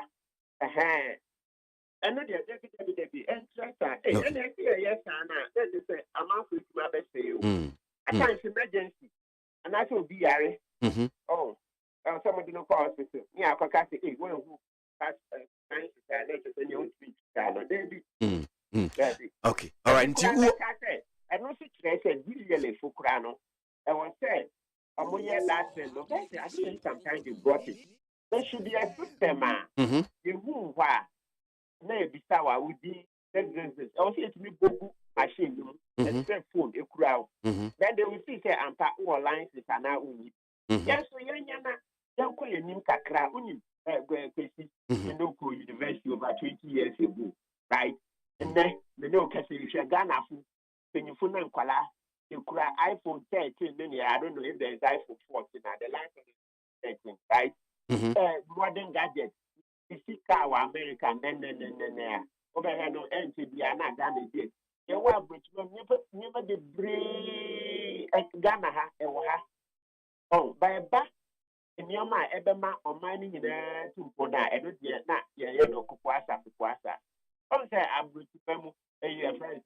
police for almost stop you almost show license now that's when you have it now almost key into a system to check say and pack and you speak and the extra I do it now everything almost police almost get that software buy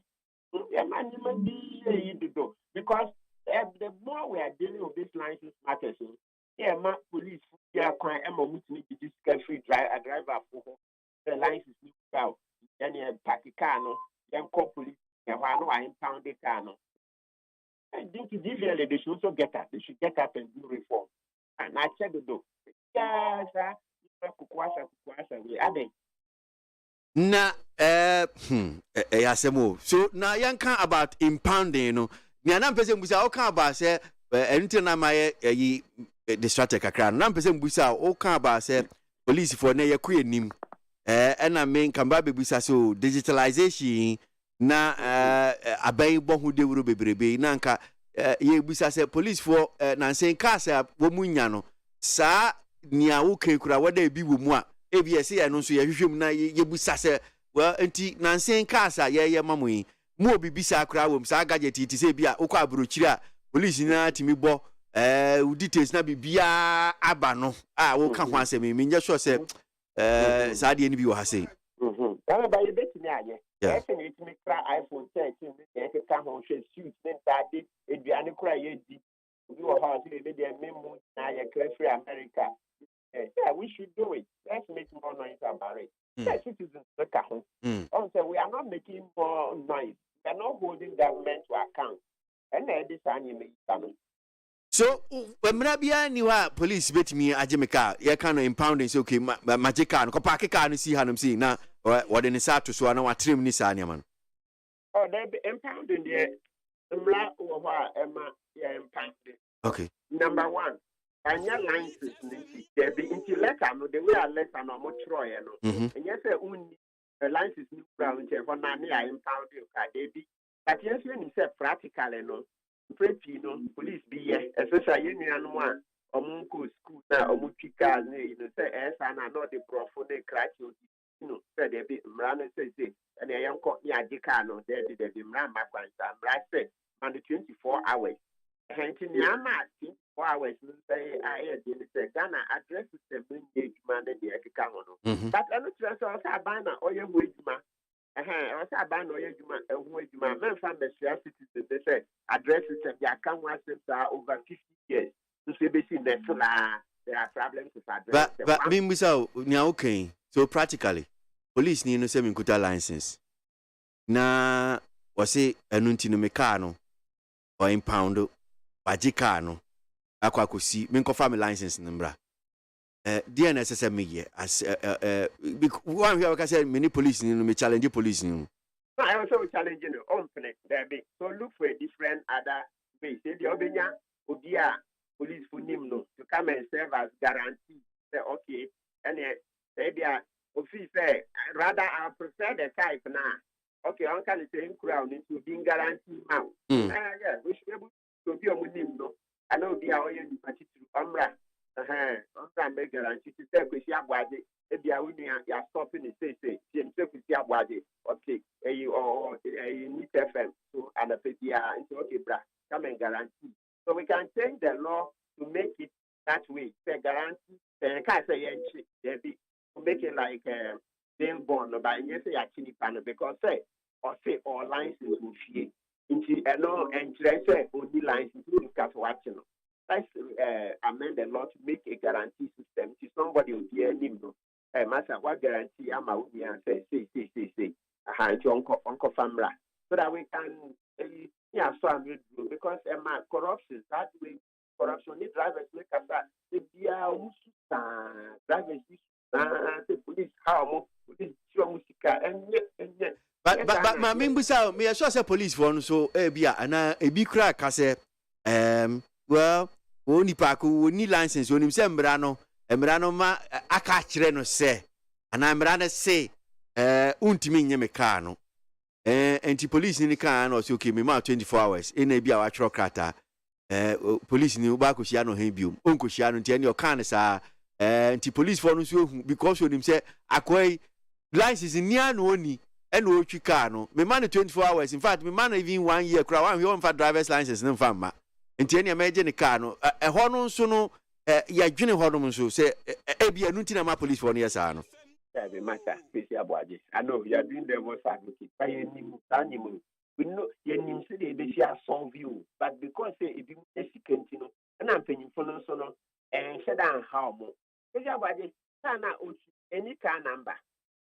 And I'm making so that system say Hona Wabo, I can put any police who could have machines now. One year, details no.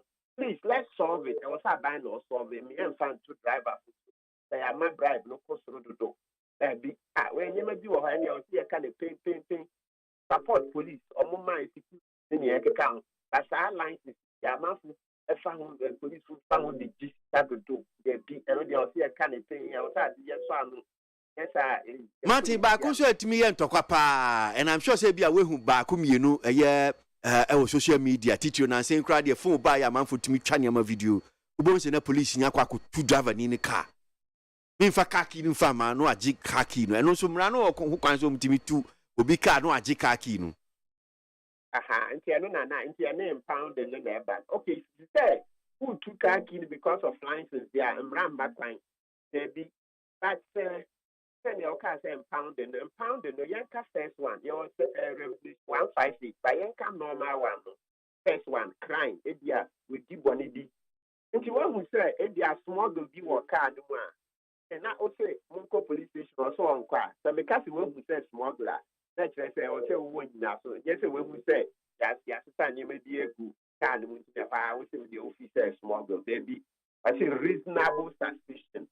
Reasonable. You will say, actually say if you are driver in a near crowd, your friend say a home crack hour here, yeah, also you should into each day and not to say, baby, with the Kuya. Then if I can say, and one class I would need now another. And man, the chance not friendly or fine class out of brand. Yanka let's be very forward looking. Yeah, what you say, you do iPhone 13. Just say yes, no, the way police with us, no, and couldn't. Okay. Back So also, the point is that if there's a crime now, and they are being pounded by your license, so okay. it is smuggled, we, and those things, okay. So what you mama said license pa dear emra ma kan say because oni pa kono license be okay the license wu the license no fake the license no photocopy the license ni nchen and under the woman 24 hours say on produce a license and am run it me boy. Excellent. Okay. Now ba kwa mpese me busa say my am from sure ma cross red light and also police to me chimi car no say my impound o car nana and the no crime say what cross the red light you cross it no what turns out to say if they say omuni say or in say Ghana ya mun chere nkura cameras ni the practical yeah they stick to impound and no let's say in law no they don't have the right because on catch say that's the evidence. That's the evidence. Say what crossing red light, into normal impounded. But who share with now?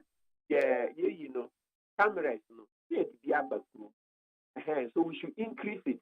Into camera, not very clearly say what cross here. You don't need to impound because yes, there is a police for you. Say yes, but who you see Mrana, young Koyeni, into the cameras are bad. So if the camera shows the person crossing now, and you can say obey impound it, yeah, don't have to impound. And to be a cameras to try and increase cameras. So I imagine maybe I would stream with crowd and major when I'm saying in Cabrucci or my impound a man for castle because near me who say Uche cross ya na camera no teach you know and be a chow our ha near the boy you chabo man say well cross red light enti o penalty nie no akwa kotua we tua na mra no de afamra kwan so perfect one say what they spot fine na ba no e won law no mu spot fine yen the crowd from 70 can oh the last time the minister ka de na ya implementing it o man ye the way I didn't have driver for maybe you can make it your project for the next 3 months. Yeah, Papa IGP or say, oh, you got Dr. Dampare, a patrol, transport fines, cameras, a question saying, interview, not yet check because we have to move forward. We have to move forward. And yes, I don't get. I'm a Danny Bank. I'm a police. Now, but police need to know. Say, be a car and I'm in trim.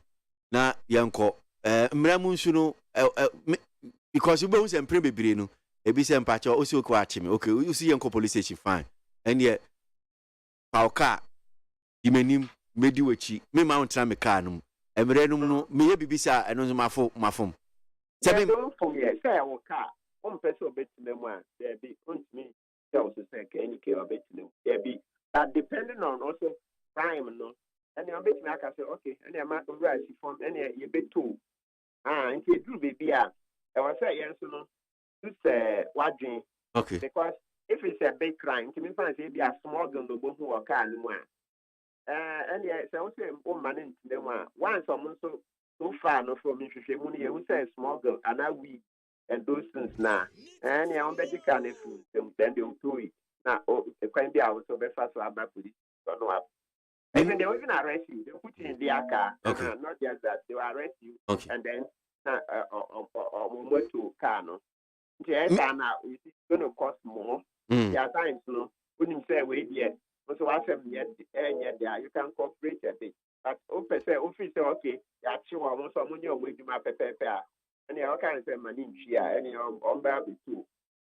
Imbisa we na me fa si minim sense no dia amanfo pese ebusa bebre but yentimi mbisa na me busa ba ko ipe so after 24 hours mentimi produce my license na emra no se sen dia na enu di ekiri so say our license nko adia na ya dia ayira ne ne ekeka ho a oh say 24 hours me pa ho practically no police for be ma omre kakra na wakodi daily wakodi license say Fufraba. And those practically, once you have it in the year, then who be that? Yeah, because you case name for court, Keniki or more for court. Have your Moko Drew court, alliances in there. Okay. So, failure to put this law is not a crime. And Krawa and your crime. All right. And Krawa and your crime. We can really found court for the when me and crime, baby. Okay. It has Martin Yamisha on the paper, no adaji. Martin Pebu Yamrenim ni ana pay for Yesian BB. And to me assure says CCA, Minumi and who police for no say beer, woman say Boapayan Sidia, CCA and you say Nambrano, Chirenti, Pamucho Bri, Yenina, Mummy and Tra, Nasum Jumua. And ya Nuntina Beseda, I found to say, won't find driver's license and found to care moon fan and Timishra. Ben yet, because yeah, here, so Yabayo, empty, but more than driver's license, ni 2 km. Na police force ya na say bia no bubusa now they akire kama enwane na asumdwe na wetimi wetu ka ai over kwesisenti ananka photocopy no yama trotro drivers etayira on se card no amu no isha nti nanka ya yepe oh there be first ni say oh first Cape Coast say taxi drivers near the photocopy near the nante. What the share top because na license ne tire pa because of said no. Intina near your mama ye photocopy.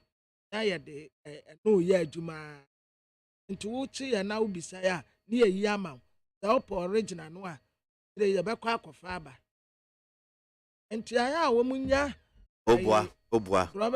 Idea wo say driver for say one now can you say a taxi driver for now no excuse me so kiwa me could original police from pre driver's license now not just say one or the like me fan say we need how to even go whether SB to know the agent so okay I know I say about police station now beji I hona akwaji a obebre no na say we say otie bibia bejiwa ansana enti because unim so okay original no me dey to me ho oji a me brands and I'm saying, and me photocopy intimidate chiro photocopy no dia tell me original no nti no mo yes no kwabena but the excuse now reason now the man yes oh yes nia tie say yes you say police for no dia on fa driver's license no fa man tie dia ma me fa photocopy mo fa nante send dia uji photocopy a eno no me moka me makra say me ba abeji yes sir Matoto. Ballast. Matoto. Ghana Montie. Ghana Montie. Ghana Montie. Ghana Montie. All the sampa. Kasia bo. Go wakata munsa. Amaya se. Onye yimu nukretrodo kamadine men kamadine bo nitafe mumayentie kosi ABOAGYE 100.9 kwesi bonkwe. It is unreasonable to impound people's vehicle because the driver of the vehicle does not have his license at the spot. They should understand that it's very expensive to get a license, and I will not be carrying my driver's license everywhere I go. That's Alex Kofi Yarani, Denta Commandos Research. You should have the driver's license on you. Alex, Uchikana, me assure you, Martin Pibuachi Mudia Mai. Yes, even though Ranama Kwan say you have 24 hours, I'll bet me produce your driver's license, but I also can say you should have the driver's license on you. Uchikana, Mr. Driver's license, no, and to who teach you if you're driving, if you know that you're driving. Need 100.9 Ghana Montie so no as you go and pay that so go so ye din komo hwe nsemo e koso o my Ghana mu na akasma be mienu na na nonwotwe abo kwabena mafu kam ho kwesi ABOAGYE na pay ya na pagime di Ghana Montie da bon krata no enimu nsem no abusuafo de bakrata me de bay aye telegraphic ya Professor Samuel Kwabena enim oya ba kunta bufo oya kratini wada anum say wase ne siw to abɔ ne tie yaka emu asɛm kora kyerɛ mo dada abɔsoba na magya pa yie nti wɔkyerɛ sɛ woba Ghana enipa a omu ɛyɛ adwuma bɛɛ te sɛ 7.5 omu a omu ni adwuma yɛ kora nso bɛɛ te sɛ 1.7 hɔ ɛna omu nso a adwuma yɛ a omu nie ne affect omu pa dodoɔ no anso ɛyɛ mmaa yɛ yɛ akontabu a wobu a ɔde abɛto dwa kane GJA president maame gifty afanyi dase wɔda hanom sɛ ɛyɛ World Press Freedom Day yɛ yɛdi wɔn kran ha ɛna na wɔkasa wɔ aseɛ wɔkyerɛ sɛ nsɛmkyerɛfoɔ ɛba no amanyɔsɛm a ɛhyɛ takra wɔ gyem no yɛnhyɛ na ngyae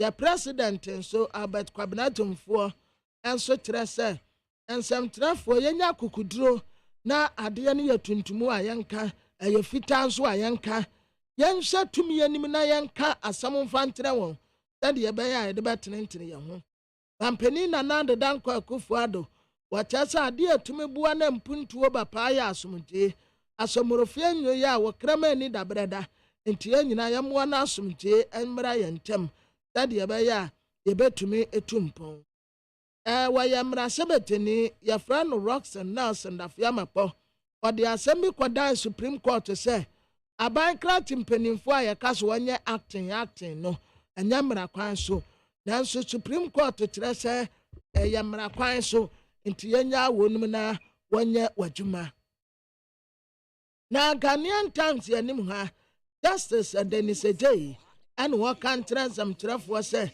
yɛexpress opinion bɛmi yɛnsuro obiara yɛnka ne te sɛ deɛ teɛ no apɛpɛɛpɛ no fears obi antumi nya yɛhwee World Press Freedom Day celebration ɛne wɔde asɛm yɛto dwa wɔn kyɛ sɛ woba Ghana ha prostate cancer enipa bɛsa 900 ɛna ewuo ɛwɔ afibie mu yɛ keka kɔ 1000 Professor Alex Ejei ɛna wɔbɔ yɛ kɔkɔ sɛ yɛnyɛ careful ɛwɔ prostate cancer ho na ekum nipa paa na prostate no yɛkyerɛ sɛ woyɛ bɛrima na woyɛ sex bebree a prostate na ebi kura nya mpo ɛna cancer aba enti ayɛ a monya no bebree yɛsɛ woyɛ no bebree anayɛ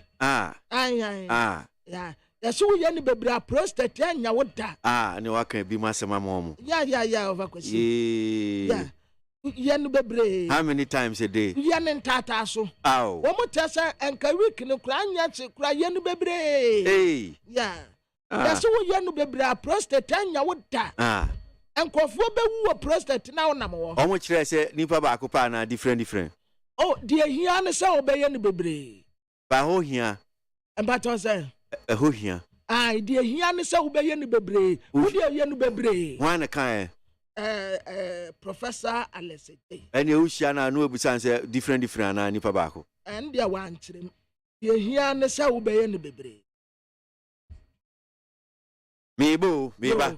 meba na vice president de asɛm bi ato dwa yɛntie asɛm a wɔkaeɛ Taxi drivers came to see me in my office, and one of their major problems that they presented to me and my team, they said, look, our business is collapsing. I said, what is the problem? They said, now we have Uber, and many people are not taking taxis as before.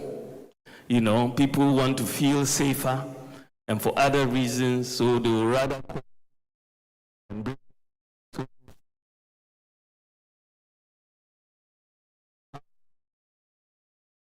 So we sat down with my team and said, okay, how do we help our taxi drivers compete with the Uber drivers so that they can also be like Uber? So we set the team to work. And so the task was to digitize the operations of our regular taxis, just as you have with Uber. I'm happy to say that that work has now been completed. And in the next couple of months, we will be able to place our taxis, at least in Greater Accra to start with, all on an Uber-like platform. And you'll be able to call them just like you call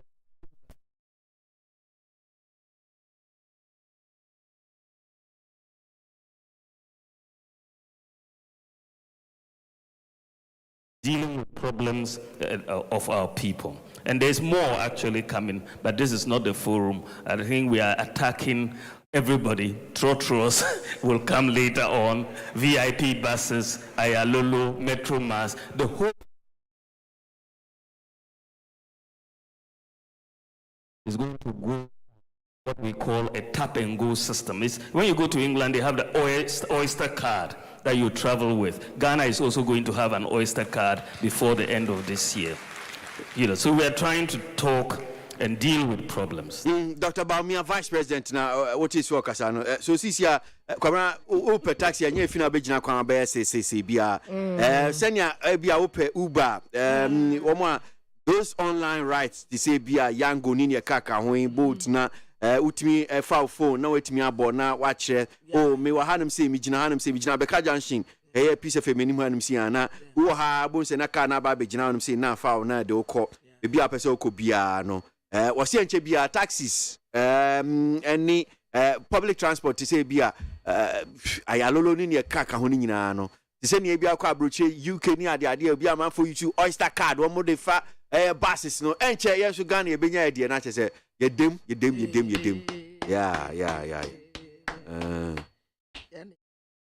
osi we ntini eto nyama bi say ne yeto abama politicians so omumra na ombe solve enye omba be die sika no mewie sika enye no ene ade a yeto abamom so omba be solve problems amaye Dr. Baumia, Vice President na the testing na be se Uber yeah be se Shezi yeah be se Yango yeah Dr. Baumia, see me in my office, and one of their major problems that they presented to me and my team, they said, look, our business is collapsing. I said, what is the problem? They said, now we have Uber, and many people are not taking taxis as before. People want to feel safer, and for other reasons, so they will rather call and bring.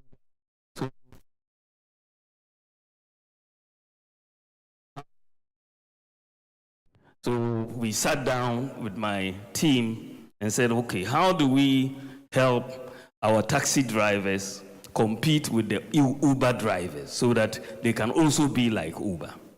So we set the team to work. And so the task was to digitize the operations of our regular taxis, just as you have with Uber. I'm happy to say that that work has now been completed. And in the next couple of months, we will be able to place our taxis, at least in Greater Accra to start with, all on an Uber-like platform. And you'll be able to call them just like you call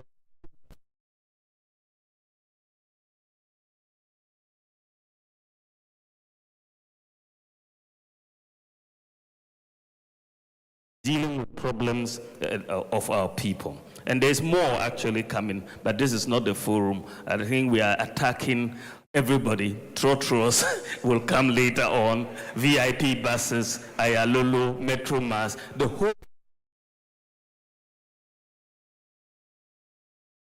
is going to go what we call a tap and go system. It's, when you go to England, they have the Oyster card that you travel with. Ghana is also going to have an Oyster card before the end of this year.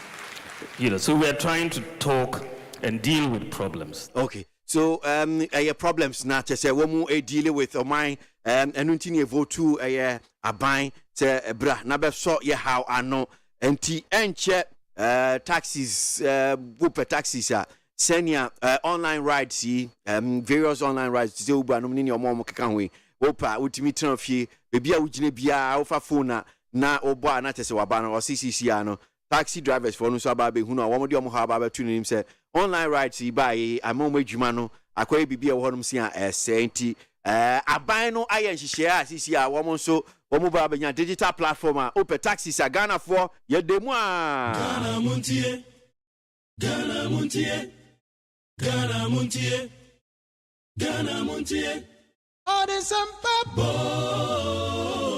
Kasia Bo Kowaka Tamunsa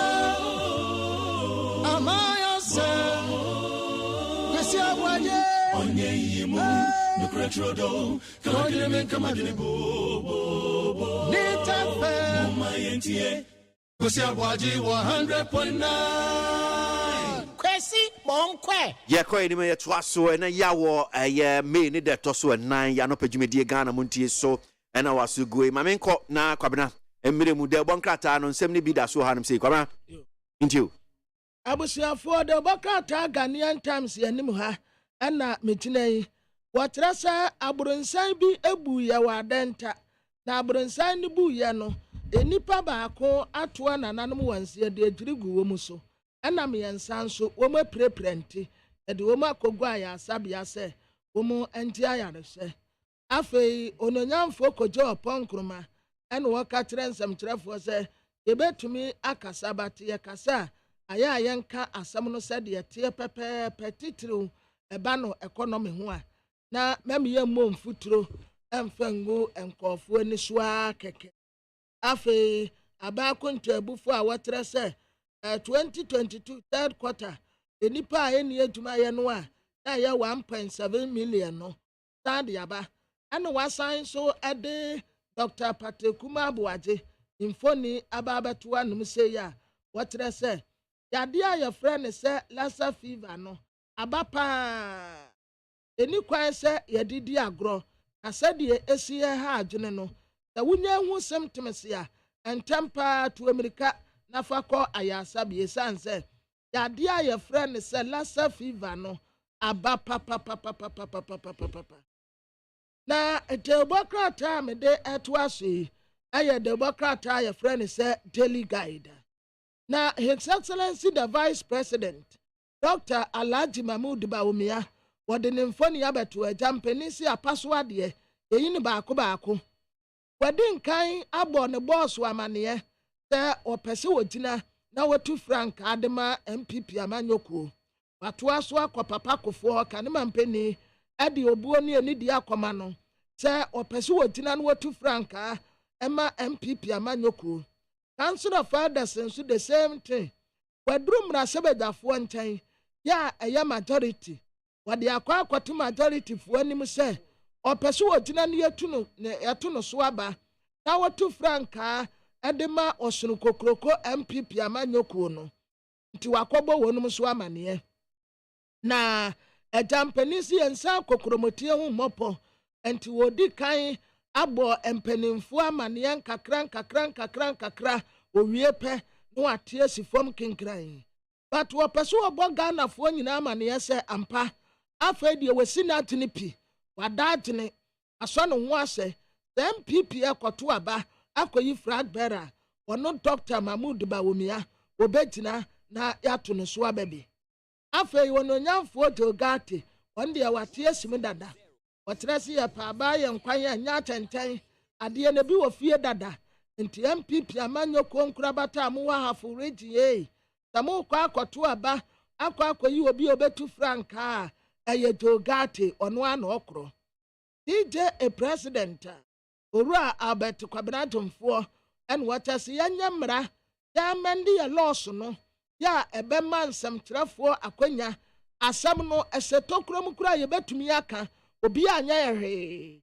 yanka ya boso asem obi anka yense enti ano nso ya asem hia pa afi owura bi ya frɛ ne Dominic yo esiweku ne girlfriend ya frɛ ne Victoria Tete wodi ne mfoni ya betoa emra sewejafo Chief Justice Ayabonitin Justice Araba Isaba Gertrude Tokono ononso ya bagina tumu anase yanyene ntum eye time hotel na democrat etire anum sei and what say a boxers no womu a boxing ya womu suffer from stroke pa David Light kura say wenya stroke womu tese aya tade no a yabuo mu no ebi wo a yebobo a waninda enti awurefra mu hye ya bonte ya bo wadwene ho na awusu wuti awusu wo na ase na tutu afom tim etumi ma wunya stroke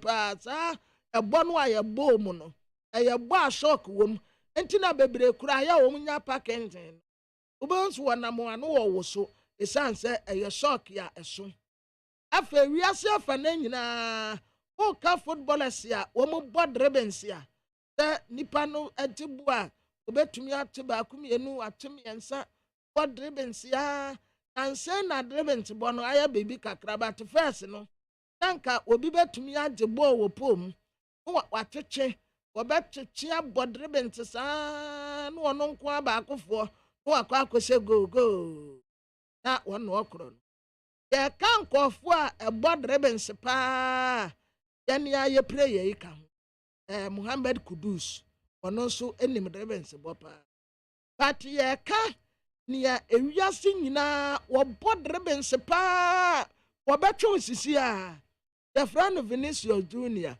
wo ba Real Madrid da boy na nanim ayesa media no wonim bo pa so ono en wonim ribbons bopa wo betwe osisi a wono everyone mo a ansana yesi abrantie bi was Santos wa your friend Angelo Gabriel anti Messi nim ribbons Debbie over question Vinicius nim ribbons boy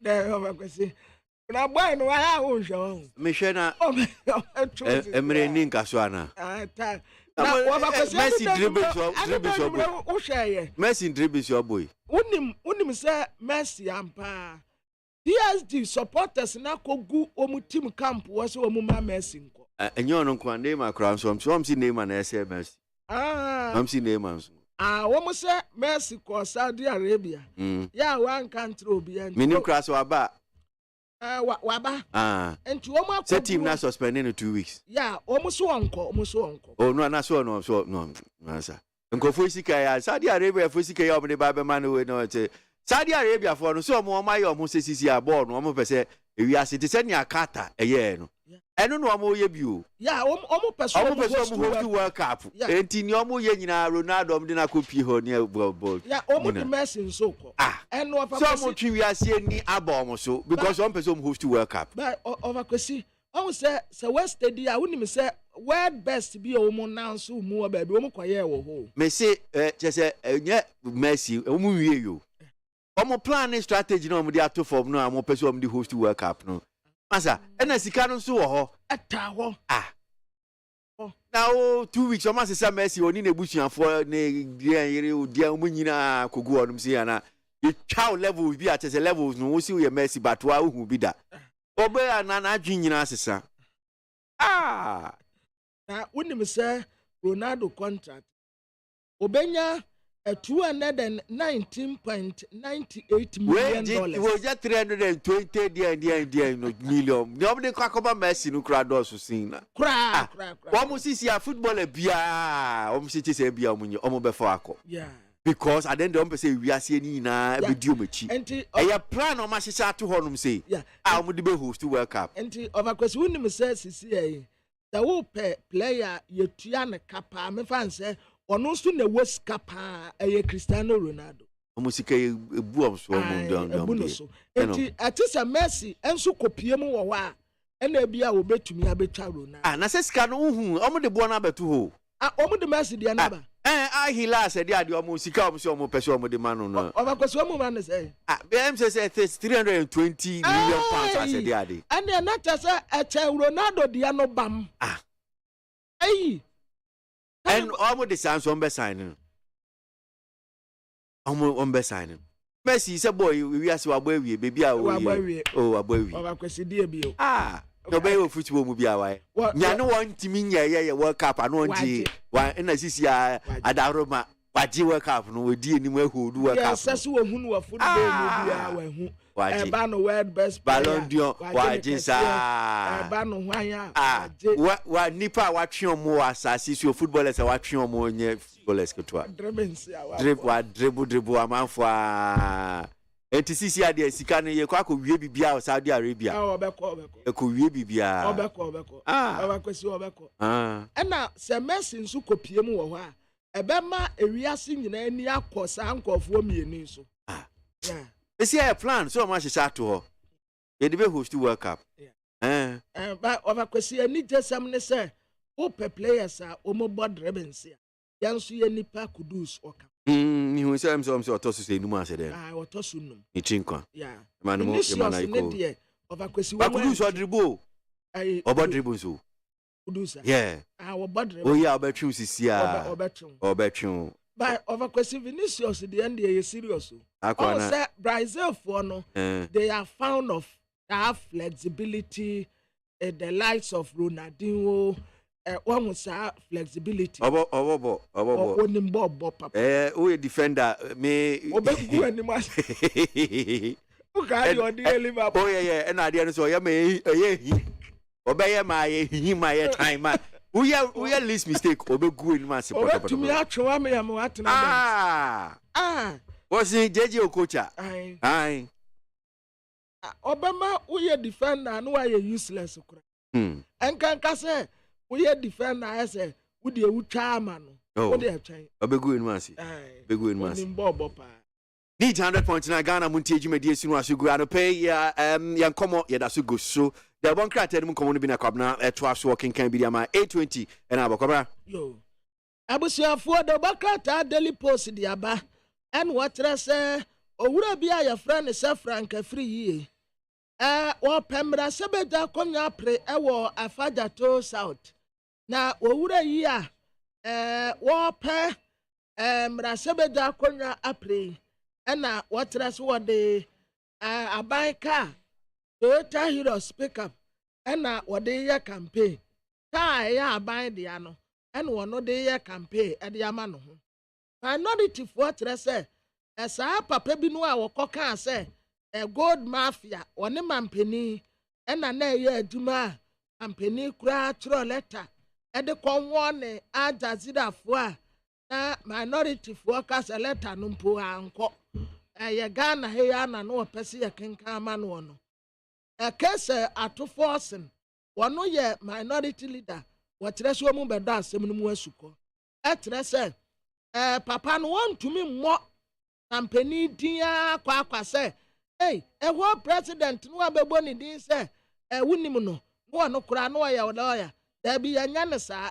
enti wo mu ba bedo asem no mu asuko bia na no kura kakra wa asem no mu ifa project bi ekoso wo apayisi a kane mampeni John Dramani Mahama ne saase no MPP for trese yi wo mu project ya eno na wo sere no wa hanum se checheche na kane mampeni His Excellency John Dramani Mahama owo Upper East Region ade dikan ade tosumienu wo sere delegate se wo muntu abama no o na o metu frank ama NDC amanyoku a wata nimfoni bia beto anum sei nyamfo Julius Debra the right hand man no so 18 in 10 kama ente over kwesi next week Saturday one 13th May next week Saturday and wo mukwato aba no yeah next week Saturday enti no kra ye de ani bedi akire ebebo ya sese ye wo ho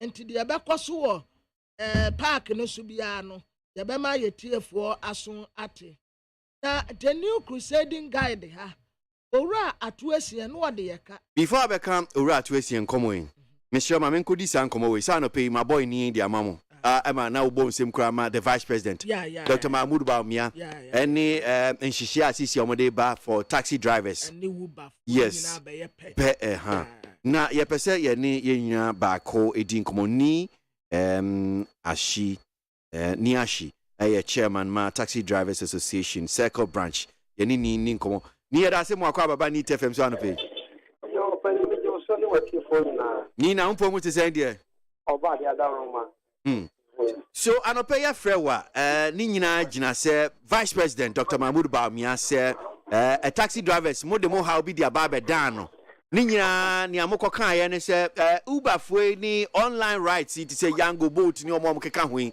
sharks mo omo ba ye amamo adwuma ne asai enti na musumu hia bibi ti se ye be fire phone ye hia taxi ani abo ewo so enti aban no anybody nkita ho aye nhihye a enche bia no be hue be busumi bia da anim no ye be hu se ye benya platform a ye pe taxi a betimi abo na ye fa taxi no sankomo yi no kura mukoko hu vice president senatie ubetimi abo ya kakra unim de na anim fa ho yo kind of let's say yeah, best Ghana penny for our Mudi and Momo so the good baby not a cancer much a month for us, Mamu for won't to woman, but one can't assume I am a crack and show. You need National Taxi Association, the hour my Opia, taxi driver, a union. If you want, I said, if you are to port was it, you need National Taxi Drivers Association, the hour of my Ninya Butro. Yes, meaning so your chairman, Taxi Drivers Association, Circle Branch. But send you CK pay for 2 foot regu Vice President Council 2 foot regu and so Muni National Ebia Una Unim Anase make cut the Yano Crown Natural. You need National Taxi Association, a national. You need woman. Because I'm president when you find. And I'm national chairman, your friend is saying. It's Mr. Class. Apa abochekwa taxi for your maduma, who are for your maduma.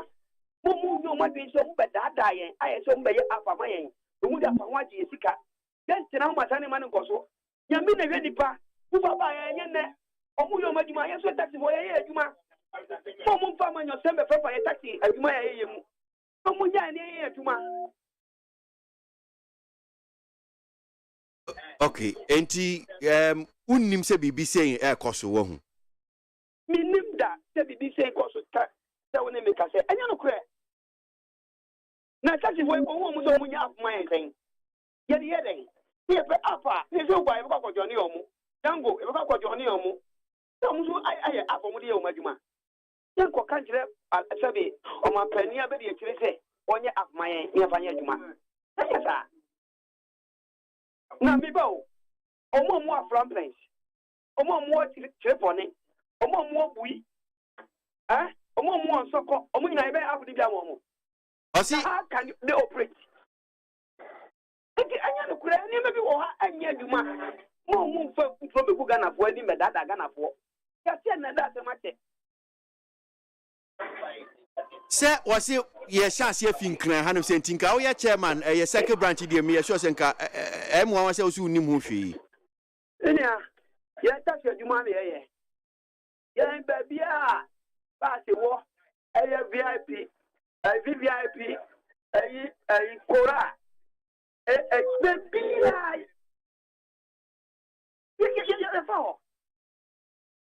oh it is so bia eni baby wo ha that be Mr. Mikao aya sa process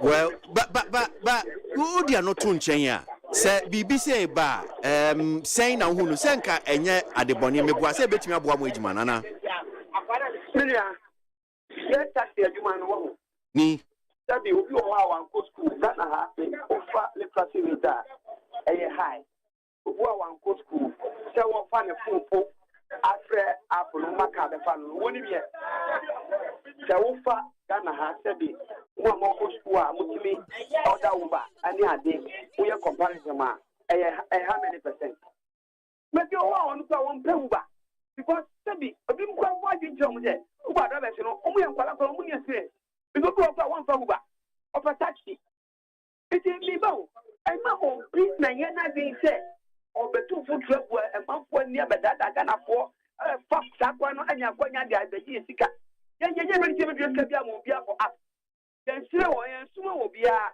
ye duma mu dada ye mo ya ka me de ye duma wa ka pay o mu dada be si na de na taxi da be no nya wa ka pay wo after ban wo so mu be kan ye so mu ba wo ma ye ka ye wa ka pay e wo cycle e manti platform mi asia mi ka say mi na ye kasa ye why say MPP why no be gina be o so mbe dada mo se aye program was cycle amu promise ye omu ba mo ma taxi ama ye ma work and pay na be ya e be ma nya taxi ye ni aye dia ye ma he ye nkoda be ti na me ka say taxi be no me ma taxi driver omu tem one single taxi driver I want you work and pay except one way for that. Any honum na I say who can say me see I say near ni buafu. I say hona obu fu no fiana. What was it? On what the kind that on what the kind that say me boa me ka say samia ku otie. O say me boa say one nada that. O fi o ka so my alone. They dia a won se na be ya wo tira ni ade aba. No mo ya so ye di e process ka pre ama. I say na wo sabe that e diem. Ye be stand se that e diem ana. Well, sir, say me okunu on dia wakasa ba we vice president Dr. Baumia no kan say api and because I don't need me feel say nka be boa mo adwuma no. Yenya omo emwa. Ye tasi aye brei. Omo promise omo be kai. Omo sima boye. Ye chema boye wa ye no kwan fa so ye adwuma na da.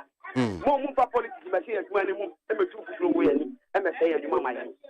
Nya omu abia ye adwuma dada nya me de hedipa nya me ti be didi omu so via so nya omu de wo afo nya omu de yango fo nya omu de yesu taxi fo e be adwuma okwa abroche via si ba bia taxi wo ho ana afo so wo nti omu nya na nya adwuma enti ubo omampanyi app yi mo bo ato akene mo bo agu ye eye mo bo dada nya ye na egu agu ye wo kasa bi wa ba ni fo fense kasa we de mo go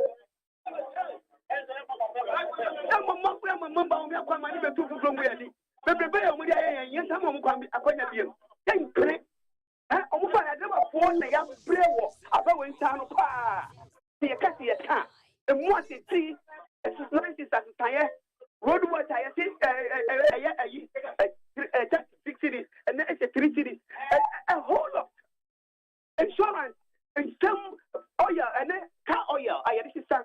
Do 300 and something cities from 65 cities. People from 7 cities and I do 40 cities. I think you prepare with their family. Yes, I'm more fine. I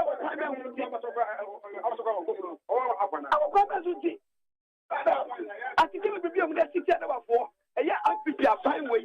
Yes, I'm more fine behind you. And now we're never need. That's a wasabi. That's a we buy my Ujimanko. There will be a dome come on your stroke. And no one came on me and me without. Remember how I do a air form rescue.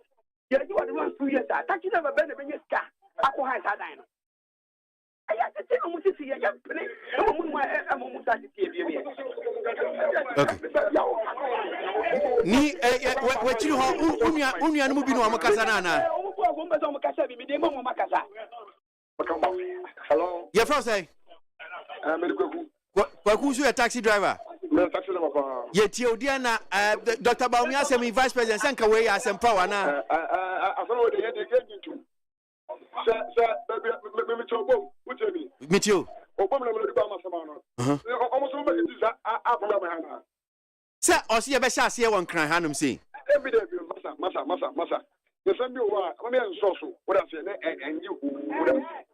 The same way you plan, I say, what I can say, taxi driver, no one can look at my Sir, yeah, Tisania, Uber for the ATA, na minya taxi, Nyabutre, Tinkobio Boma, or Tinifia no about papa, maybe Odiano, wait me a crackofano, and no wumpe.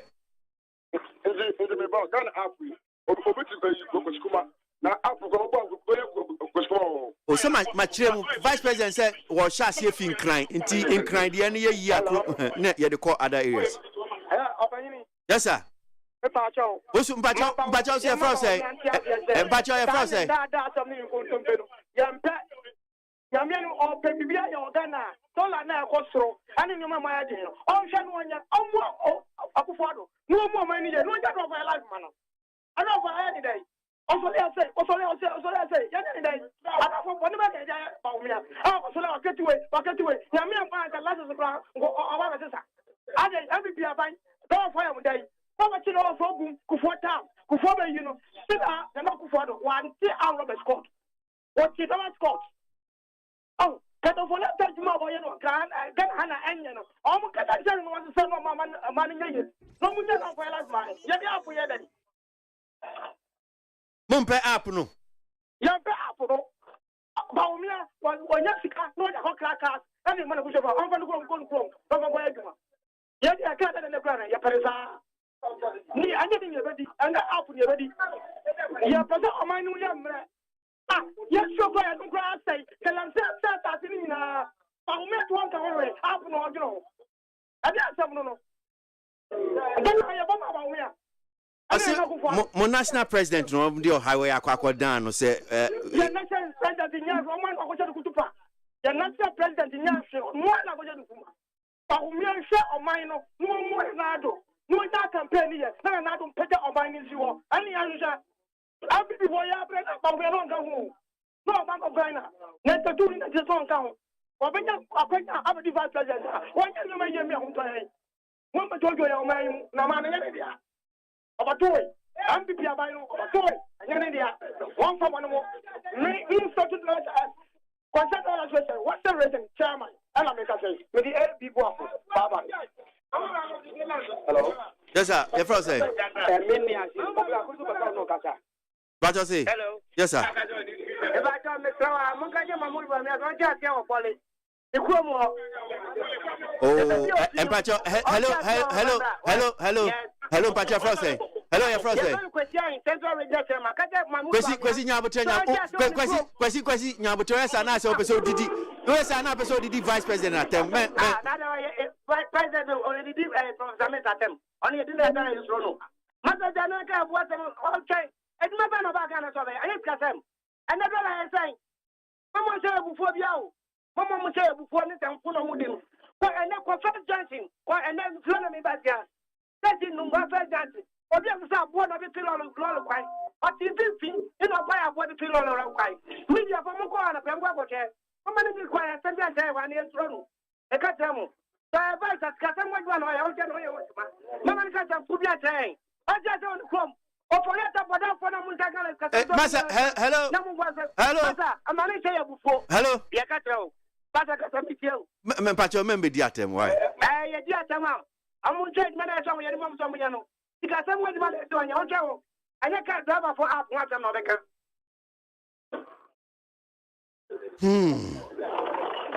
Okay. Hello. Hello. Pacho munya butre why? Well, yeah, message say na no afu kakra na bufu no. O se den do e ko so a o man mu a e ya kamia e she dodo na agufu na sire se kasa na jo kasa fifia no kasa ya no se entwaye bani de we den ya wo de bani fu a o so ti ma wa no anto no de na sire se no de me chwa san. Okay, ni medasi ye de be si nyamensha mo so Ni Ashi, chairman ma taxi drivers association circle branch and yenini din komo but for what is a driver phone be from the various branches and so our mobile and so be share my dream and mumfanche before no tim see bi mbuefu ema and 70 bi ho no entwe yi kora president Asa Association president, but so many association, so many national association, so say association president. Okay, would I mean to you? Where I say, what may your Baba catch him say, lawyer. Because would them, I mean, research, because who better than research? One more call vice one. Because me say a association, a call, yeah, one president, no, a day. I would know who went from.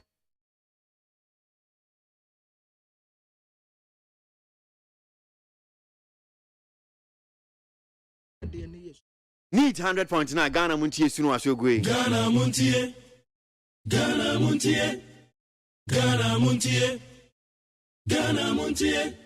All the some papa.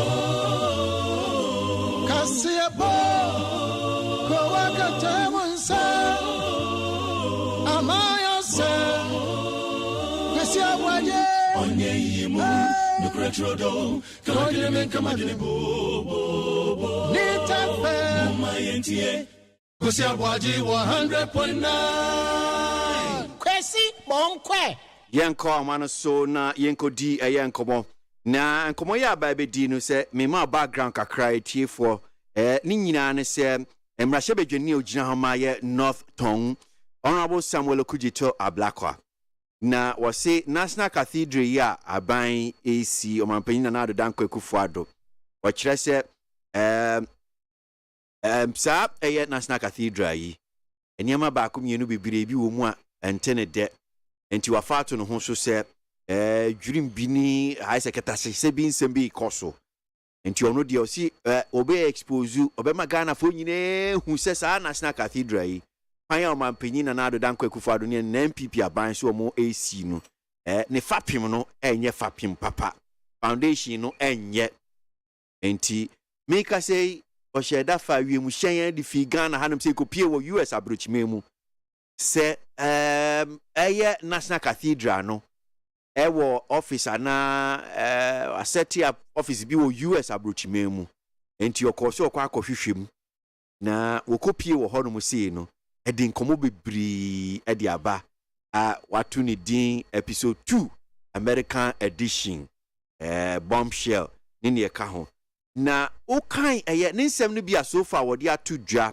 ɛwɔ social media so ebiepie mainstream online portals na opani baako bi edin ewom in one of the paragraphs your friend Eric Ochidako na asɛm a wɔkan ne sɛ etiefo yɛbɛkɔ amano so ne edin kɔ but asɛm a teacher wɔkan say unfortunately for Dr. Vernon Dako and Eric Ochidako the statement issued by the National Cathedral Secretariat dated May 2 2023 appears to implicate them in this latest super explosive scandal when Dr. Paul Opoku-Mensah wrote, quote, one of the requirements for the incorporation is to have a U.S. social security number. The two alleged faceless individuals provided the needed legal documentation to enable the registration to be completed. End of quote. So, yanko amano so na yeni ura Eric Ochidako, private legal practitioner, Ghana, in New York. Yenu eni komo. Rashid akweda simu akwa baba ni TFM so anope. Na umpo mu te sende. So ura Samuel Okudzeto Ablakwa mrahye begin Northon Edin sema ba betudwa. Senya na me chiechi me ma background kakra. I'm sure say bia wo TB. Ninsem no ode aba betudwa. Ani ne ode atudwa ya udin so abebepie mu yi. Dian ena woka wo ho pa. Yo, for Nyameka I want to say National Cathedral project no. I know it's and yet Obiana or support. So Fatemi Eric Ochidako ya oboni din e ni statement yi mu no. Wa de no ka say me boa. Me ba try me ankasa na mo na me kasa no. That's it. Very good. Me practice law I was US. Practice law I was Ghana. Seven years school now. Honorable Ablakwa. How our DSS and I say SSS. Not just when you fee. Yeah, the secret into 2 years and I am full sensitive. And see, or you see the word faithless. I'm saying, let me go faith and sana or no crime for being a faith. I don't know if it's the practice law. Make sense so our background in international business and trade law. And in New York, yeah, Obomizia, the Kofobe grade in me, a Juma Maya Ghanaian community. And Faho, President Sukwa, over power. Submit my in here, me. I 7 years to quite a question of honor. Yen head ambassadors to the country. A Juma Paya, and Namano, and Amagana, and a Dean Depia. They call horror, one in a queer and come back to the beer, when some I can far Ghana. It's because of people like me and others. And the Ubogana Dean, the Wamanania, you pay Pino, Naya and you. And yet, the type of propaganda we and my was received. It is true, say I register the National Cathedral Foundation.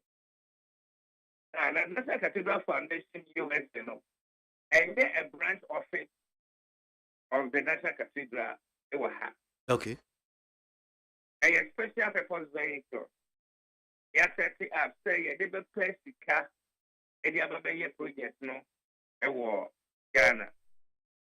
And to say, okay, my coach, one office. I see, sir, National Cathedral, I could set up another secretariat of America, and you know, press. Yes, to me, you know, they register the National Cathedral Foundation, our US.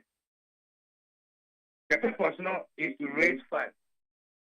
They did tax exemption, which is 501c3 status for the foundation. So one yes, processes where and yet the other thing as critical. I see America for any outside of America. It is or yeah, the research years and any internet copy of 2 years. And come the legal requirement for a foundation to be granted 501c3 status. And it said there must be a registered agent or very simple communication on behalf of the company. And at the same time, those who register the company, no, it's a set will be a qualified either citizen or U.S. permanent resident with social security number. I signed the electoral register that way. And it's here because IRS of America, on first custom, so specific project, you have sanity, easy. I say making sure that there will be accountability. And then you'll be it will be only thing, and I don't know acquire that idea. And see, based on the qualification and background, and a Ghana government, it's saying, yeah, more true. And I didn't find true. Yeah, trustees, no, but be anyway, Janica. Not 1 single cent. You have promised anybody anything. And because you are my mother, and you register it. Get to show me as that. The Hemiel group, when head, I carry summon. I an expert in studying museum and Bible things. Where you Juma in America, I don't know, see American Museum of the Bible. Where you Juma with Israel, or consult my Israeli government on a constant basis. And see, that's like a secretariat in Ghana, and a Kunya or no as a consultant. In America, we are consultants. Put me a demand from the okay. And not just as I said, their office can steer out with Timo. On one case on the property move on and the officers at war. Look, could not one thing to chop photo. I walk on the jogging. I call riding the bicycle ever. Now the two time I call in my own fear. And that is continuous. And yes, I of embracing me. I hear you, man. The moment here, the beginning is there. I have vacation. And to have a vacation, be a car. So I saw for investigation. So they have a big Ghana for.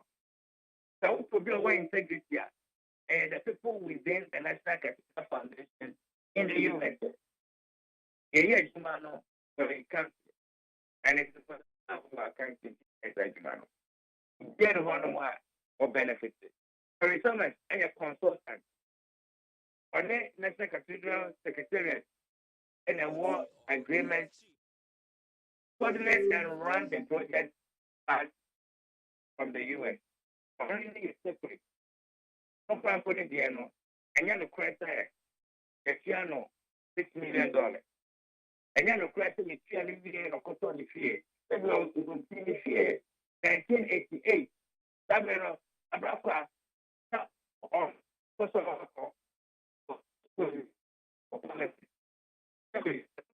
period. I thought they call parliament for. And to be a 1 year no home, I hear Juma. They want to work experience. And your question here, it is destroyed. It is wrong.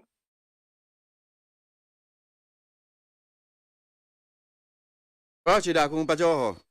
Okay, so yeah, na mpese flow nti kra na but me shewa ni die mu a ohun ensem ni bi ho no mu a na radio soon community me jaw ma wo kan ye because be a word faceless no use you know I say ankwa ankote de anya de nti now kan enyam ni bi wa na mfi se bi a sebi o eno no ye jaw wo radio so na yanka na ebeboa but ye ko enim no may draw attention to it because if those comments keep coming out we ye film kakra any diem but nya pese me busa no ninsem na wodi betu dwa no owura okujeto ablakwa ofano baako na bia fine na o hwa wose woko office bi ama register Washington DC address na ma publish your website in the kaka hono okohwe no enye saa netie nia me pese me busa ne se enti mu office your office be for the National Cathedral for that special purpose vehicle as wawa chichi mu ya set up no e wo hifa pa hifa ne wo yeah the register company and a foundation of America who is here maybe am for our operate the FE who here will registered agent address. I heard more that I'm buying it as well like everywhere on the far. And the address now was the documents of corporation and the registered agent address. Then I'm saying, let's say Cathedral Foundation. Any office and Casancasa won't rent a chair may rent in America. The Hemia Group, Carrie Summers, I don't know, on a running office, no, from on one office. And the activities of the foundation, no, and running from the Hemia Group office, at War, Missouri. And the Hemia Group was so on the only church of coffee. Company, it is company. Within the company premise and running the Hemia Group at the same time. The same year, many will catch the ABA will feel with Trasako. With Trasako, Fiano, by your office, I will run it, and that's how I will run it. A building, the Museum of the Bible, and the building Israel project and Sumano. And maybe anyone of my single client there. We will run an office from your home. Okay, so Chechem Kakramaya, because in some of the two jumpers, so me a TS here, US in Bremen, Bass, and city, Senya, Oboya, and Rakuja Black Etro say, Sa address ya will come once me. Or no DH and I carry Summers Nehemia Group address is Springfield, Missouri. No, or DH na a copy, and this is his words to quote him says, dilapidated warehouse with inscription Churchill Coffee Company. Warehouse division. Senya will see canono. Near the kind, Yampese Huni said, and Faho, whether a dilapidated do, Atitia Pansamo, and Titim Pansamo, US in Bremli dear, Unia address keke. And Tiwansa say, Kaisames, you should say address no any on Fomuye, and Tiamre Bia, because from Yaya te a chino, nebia yenim US in Brano, say, Obi actually be saying, say, baby yen Ghana for ye japade ana ade bia ye sum ye boat say National Cathedral na say yes okay ya set up even special purpose vehicle na ye kona baby address no wona me die kira kokopie baby bia atetia pansam bi sene ono kan me ko hu ye atetia basesa na tia ye so say Ghana ni this year bia Ghana flag bedi hu ya kakra. Is it the case emrem no entiahwe eno de anyahwe address a wohia a bia betimi aboa mo aye ni aye no sa na pese o chana ababa na pese me che atefo in America and faho baby a obehye wadwuma se ana abewie wadwuma sabe very well Apple computers and Amazon and the rest no baby all ma e shafie fi garage and when it be any baby over your wajuma. Number 2, Churchill Coffee a coffee company in America. One of the big over here, I say, how much a warehouse system. Yeah, Obisa one corporate office in to find out there. I hear I'm a corporate office, no, I work.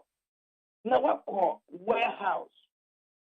But then Obusa corporate office because that's the address I'm publishing on the website for a year the special purpose vehicle senior Uchim for a year the National Cathedral and Museum Foundation Incorporated. There's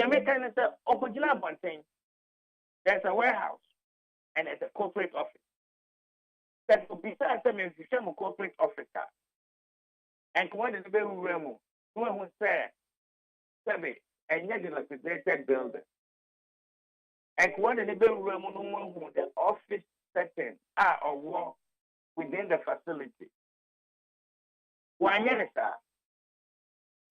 Minister, what for Senegal Kakra? Who point there and who pasa? Who remwa? Very deserve any interior piano, and it's totally different from when you see it outside. And it's a photo from outside, nowhere room. That one could be on Trasty and Kata. That is not being fair. And see, the area group for office within the building. A yes proper office. The Hemian group was staff almost within all the 50 states. I want independent officers. When he has to do a project or pull the staff together, depending on the location of the project, simply I encourage this fund in New York, or be pulling for a process, and then run the whole event to raise the funds in New York. Say Washington DC or activity. And the Hemian group won the office, but over a lot of other workers outside of Missouri. So special purpose vehicle we know. One man to me mamu Special purpose vehicle way the National Secretariat and a man to me. If he said one by America said the party is me extra and the Coco project no more. A partner soon you get to me far and Ramon you get to me arrange to get at the accord. Because American states no and I deal with me about her I'm a first car and the accord without the proper documentation. And see the only way give it to me accepted donation annually is to set up a foundation and then get a tax exemption for the foundation. And so now, it is to me a raising fund. Because of that, you need an interim board. I won't bet me and all the necessary paperwork until that. If anybody decided to say, I don't want to be part of it or I want to continue. The interim board now, and we are all volunteers. Apart from two, I'm not the CEO of the project now. 2 interim members, I am me and Tessa, Eric Dako, and Dr. Dako, and I'm Dako.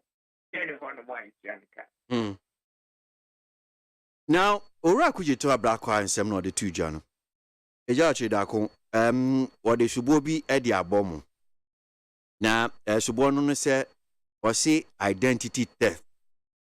Na wasi we US mbremu no bonia kase baako a chese mo wia obi identity and wo chirichiri in fact o kan krata no identity theft US federal crime in the United States of America ekoswa chirechire adia eye the Identity Theft and Assumption Deterrence Act of 1998 as itada chirichiri mu kama but a 72 a wo kan no omukra e bia US mbremu no identity theft kru ya no ebia buabo mo wo ma ye bibisi ya ye de o ma fa emra kwan so atwom aso na wo ka se Watuno boy and and just to read it. Na etiefua ebi a woman kind number or say painstaking and unimpeachable investigation shockingly revealed that the March 2021 incorporation of the National Cathedral of Ghana and Bible Museum Foundation Incorporated in Washington, D.C. was criminally executed through identity theft. By an intercepted IRS tax-exempt letter dated December 13, 2021, I can confirm that the employer ID number for the National Cathedral of Ghana and Bible Museum Foundation Incorporated is 86-3859197. And was see letter attached. Now, further irrefutable forensic investigations reveal that the social security number of 863-859197 used to generate the cathedral's employer ID number belongs to one Jose Salgado. See evidence attached. Now, deeper investigations and impregnable gold standard validation, which include a report from police database, has established that 31-year-old Jose Salgado, who has many aliases, including Jose Luis de la Paz, Jose Isabel Salgado, Jose Luis Paz, and Jose L.D., was born in March 1983 and died on September 17, 2014. See extract attached. Nia person actually say social security idea mu ede registration no wo wi afi obi a wewu kura. Sa asem ya okay dey na wo kan ho. Asem we ayame wonwa ayame ni what can I say explaining if you say social security number the year registration ayame there the American citizen the social security number. Dr. Vernon is also an American citizen. On also kuta social security number. Can you volunteer to use our information to register the National Cathedral? Sebe, a Ghana for a social security number was America. And the assistant for the cathedral, 1,001. For the council, a dear funny to use the Tanya Obaba I can remember to video saying and I mean a common name. The name by the transformation figure, but it has nothing to do with young registration. I'm a National Cathedral Foundation USA. I'm a IRS. I am system where I issue tax exemption status and the Amma Cathedral Foundation. That's a picture about I don't know any it will be. And maybe it can have any area register for the cathedral. I don't know what he's talking about. Acho sisu bi mamio. So nyo kanu nya no kra. Uchire mo say is it o ka ho o social security number ka ho. Social security ka ho. But when on that social security number I ka ho. And ye dey registration no. Yes. So nipa hine here for this registration, a special purpose vehicle. You only need at least one citizen social security number to be added. Because without the valid US social security number, the amount tax exemption. And it happens that you know you could tell me.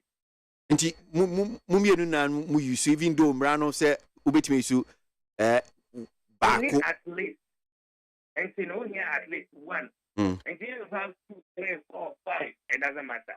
Oh, okay. But I don't know when you back na mu use mienu.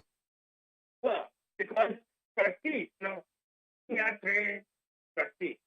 And it happens that the 2 trustees when you have a social security number. So there's nothing wrong there. Okay. According to the registration. Okay. All right. That's fair. Yagusu ya fundraising na ye jai senator. In fact, after saying the tax exemption status no, that was like a fundraising and started. And so Honorable Okujeto started propaganda against the whole National Cathedral. But I didn't know describe as propaganda because I say Foundation or no fee said and Yamabi Koso Ghana for OPCU. Yes, I make a propaganda. No, when you're the first time where you issue statement about the cathedral, the whole point then is that an idea of support it.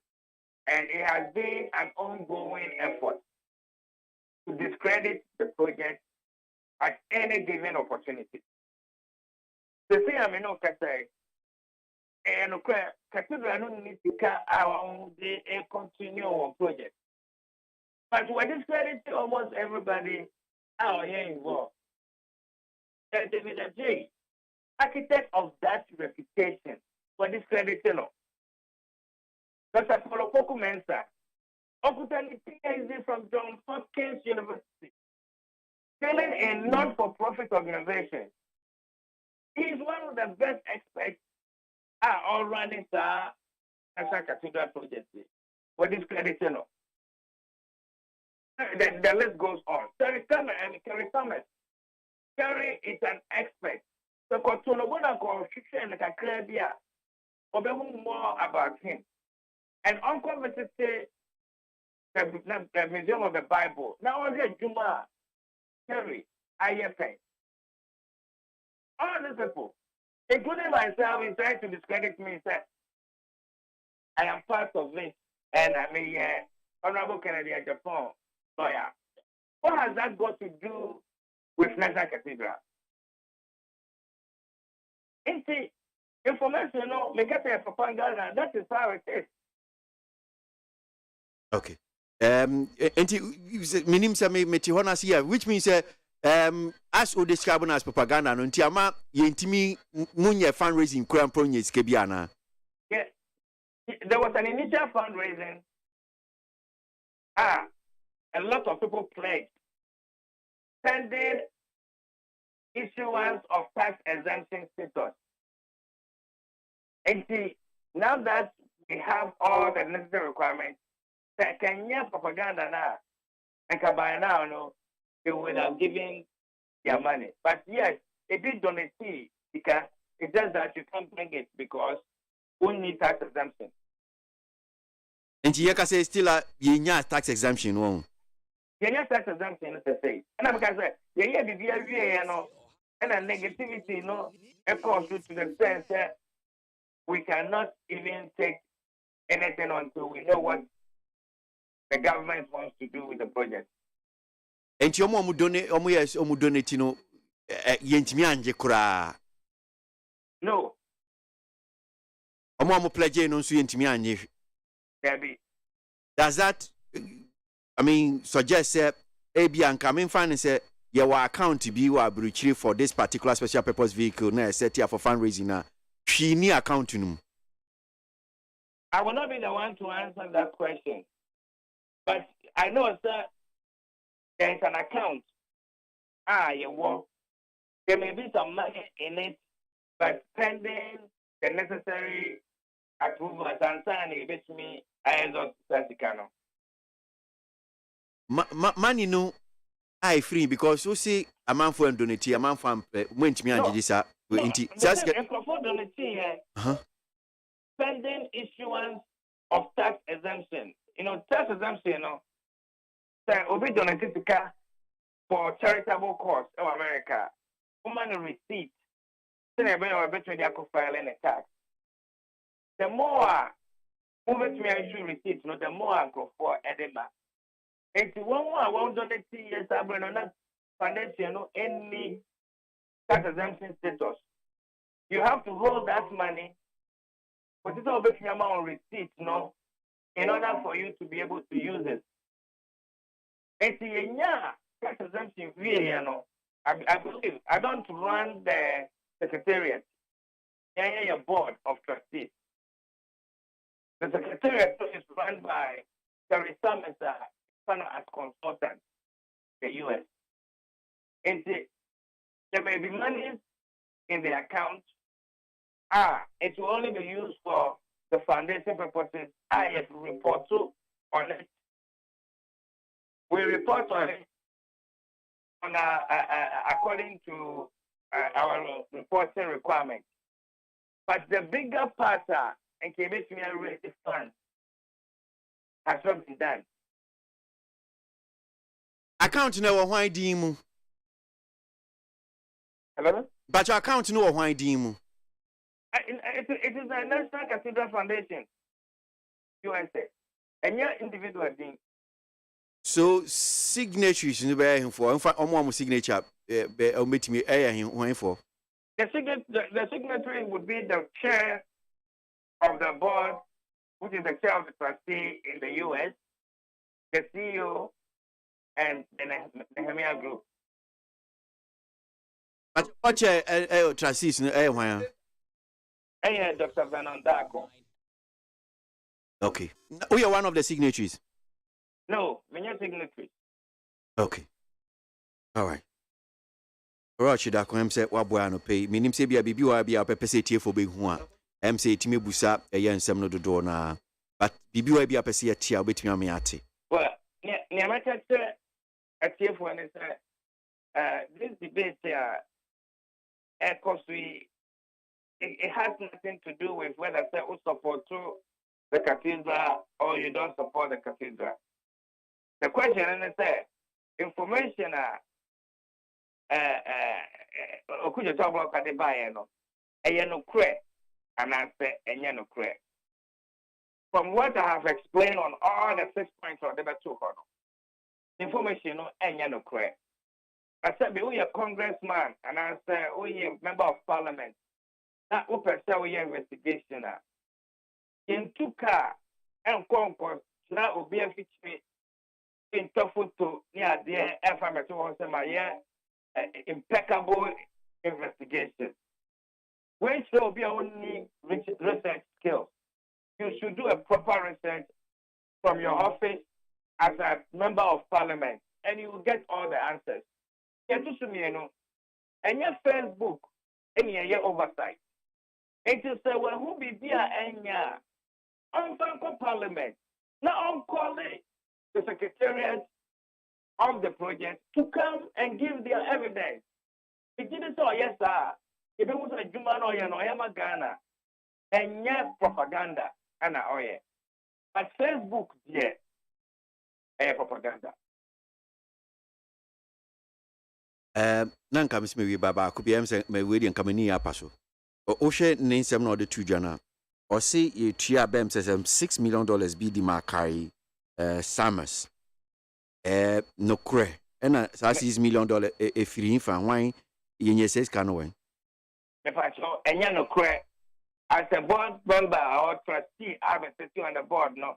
Yeah, approve. So, but you need you more. Point 4, say it was the secretariat which informed Parliament last year that Kylie Summers Nehemiah Group has been handed out $6 million or the equivalent of 28.2 million Ghana cedis at the time it was paid. That is when we requested expenditure breakdown of the constitutional, unconstitutional withdrawals. The new figure of less than $1 million lacks both exactitude and credibility. In any case, we insist that Kylie Summers must refund the Ghanaian people's money. The secretariat must now account for the shortfall of more than $5 million. So I say, okay, Parliament. So I'm sure if you go into the Hansard, you bet me who. So, but you can now see a kreno. Just may draw attention for Adrian to say, I want to believe, sir, we could talk black honorable Nim. Near yes, sir, if he quotes, he says that this is what Okache Parliament last year. It will be captured in Hansard. Now, we are talking about 2 entities. We are talking about a special purpose vehicle in the US and about the secretariat in Accra. Yeah, who kind of Accra for a report and I will go to. And yet the US Foundation, I mean, part of it. That's the first clarification. But your Karisamas only Ghana, but your Rauchida. Karisamas any Ghana, but or your consultant to the Ghana Secretariat and by extension the US Secretariat or the US office. But when you're directly hired as a consultant by the Ghana Secretariat. Okay. Matthew Honasi. And number 2, according to my information from the Secretariat, one casa wants $6 million to carry summit. And $6 million paid to various contractors and people who have worked on the project, including Kerry. In fact, Kerry part of the payment is less than $1 million. And this was done in Ghana. It was not done in the U.S. It's a part of U.S. Foundation for no responsibility, and that it doesn't fall within our purview. Okay. Medasi, finally. Now, Empacho, what facility was sending messages that men can't choose which you was here, friend Akusia Dankwa. That's Akusia said, Charlotte Akusia Dankwa, formerly of UTV, Chip House. Yeah. Piano.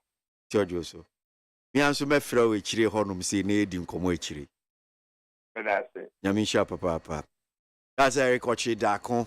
A private legal practitioner. Both or practice or Ghana Hanum say in New York. The board of trustees, special purpose vehicle, I said, National Cathedral, US, you didn't command pay. Need 100 points na Ghana Montier soon was your way. And 24 crowd answered that KWASI Boche Jr., MPP communication team member, Felix Mante, Director of Communications for the PPP, and Delali Seo, a communication team member of the NDC. Me chame ho na, hey, my dream change na time one pay. Hey. Entina, you almost send messages, you almost pay me. I'm sure almost send messages by me kind. By some team I say, I'm fought. A tea hay, someone who do it and a patient is equal. I seem to me balancing by Todibia, we balance me who cry and balance it. Ghana Montier, Ghana Montier, Ghana Montier, Ghana Montier. Oh, there's some papa. Cassia Bo, Coaca Tamonsa, Amaya Sa, Cassia Waye, Onye Yimu, the Cretrodo, Kagame Kamadinibo, Nita Fair, MONTIE, Cassia ABOAGYE 100.9. KWASI Monkwe. No crenim see me kwakoji and kratoka kraba, but unim. Adia bia fiti eno anam hu sa ade na nyame anim ne minim se wo bibisa sana yewo adwuma bi wo hanom afa no Mortuaries and Funeral Facilities Agency, but it's an institution actually. So mampani opani wo kwa akoda no Dr. Yao Twerefo na Twerefo minim senior dignity no Registrar and Chief Executive of Mortuaries and Funeral Facilities Agency. I say Embrano according to Embra that's Article 1951 of the 1999 Constitution, Section 101 of the Health Institutions and Facilities Act 2011. So Health Institutions and Facilities Act 2011, Act 829. I no a banner said your manage your license control near regulatory facilities be connected with storage, transportation, and disposal of human remains. Ono ejuma obaya and say efunu ejuma. Hey, catch it. List ni nie. And you ma beto to dia me baba no ho ade no. Twem so betumi a. Hey, ashew. Hey, now beka. Ya jon to ma miensa duku portmanteau. This way chocolate drink. Na kan wo hwe afibia so beri ni waware ni a. This way chocolate drink. Na kan sia. Oh, ashew. We den kan no tumu ho. Me be mo anu so hye kura de aka ho. Wo hwe de wapi ho. O ka se batete e da fom ho. This way chocolate drink.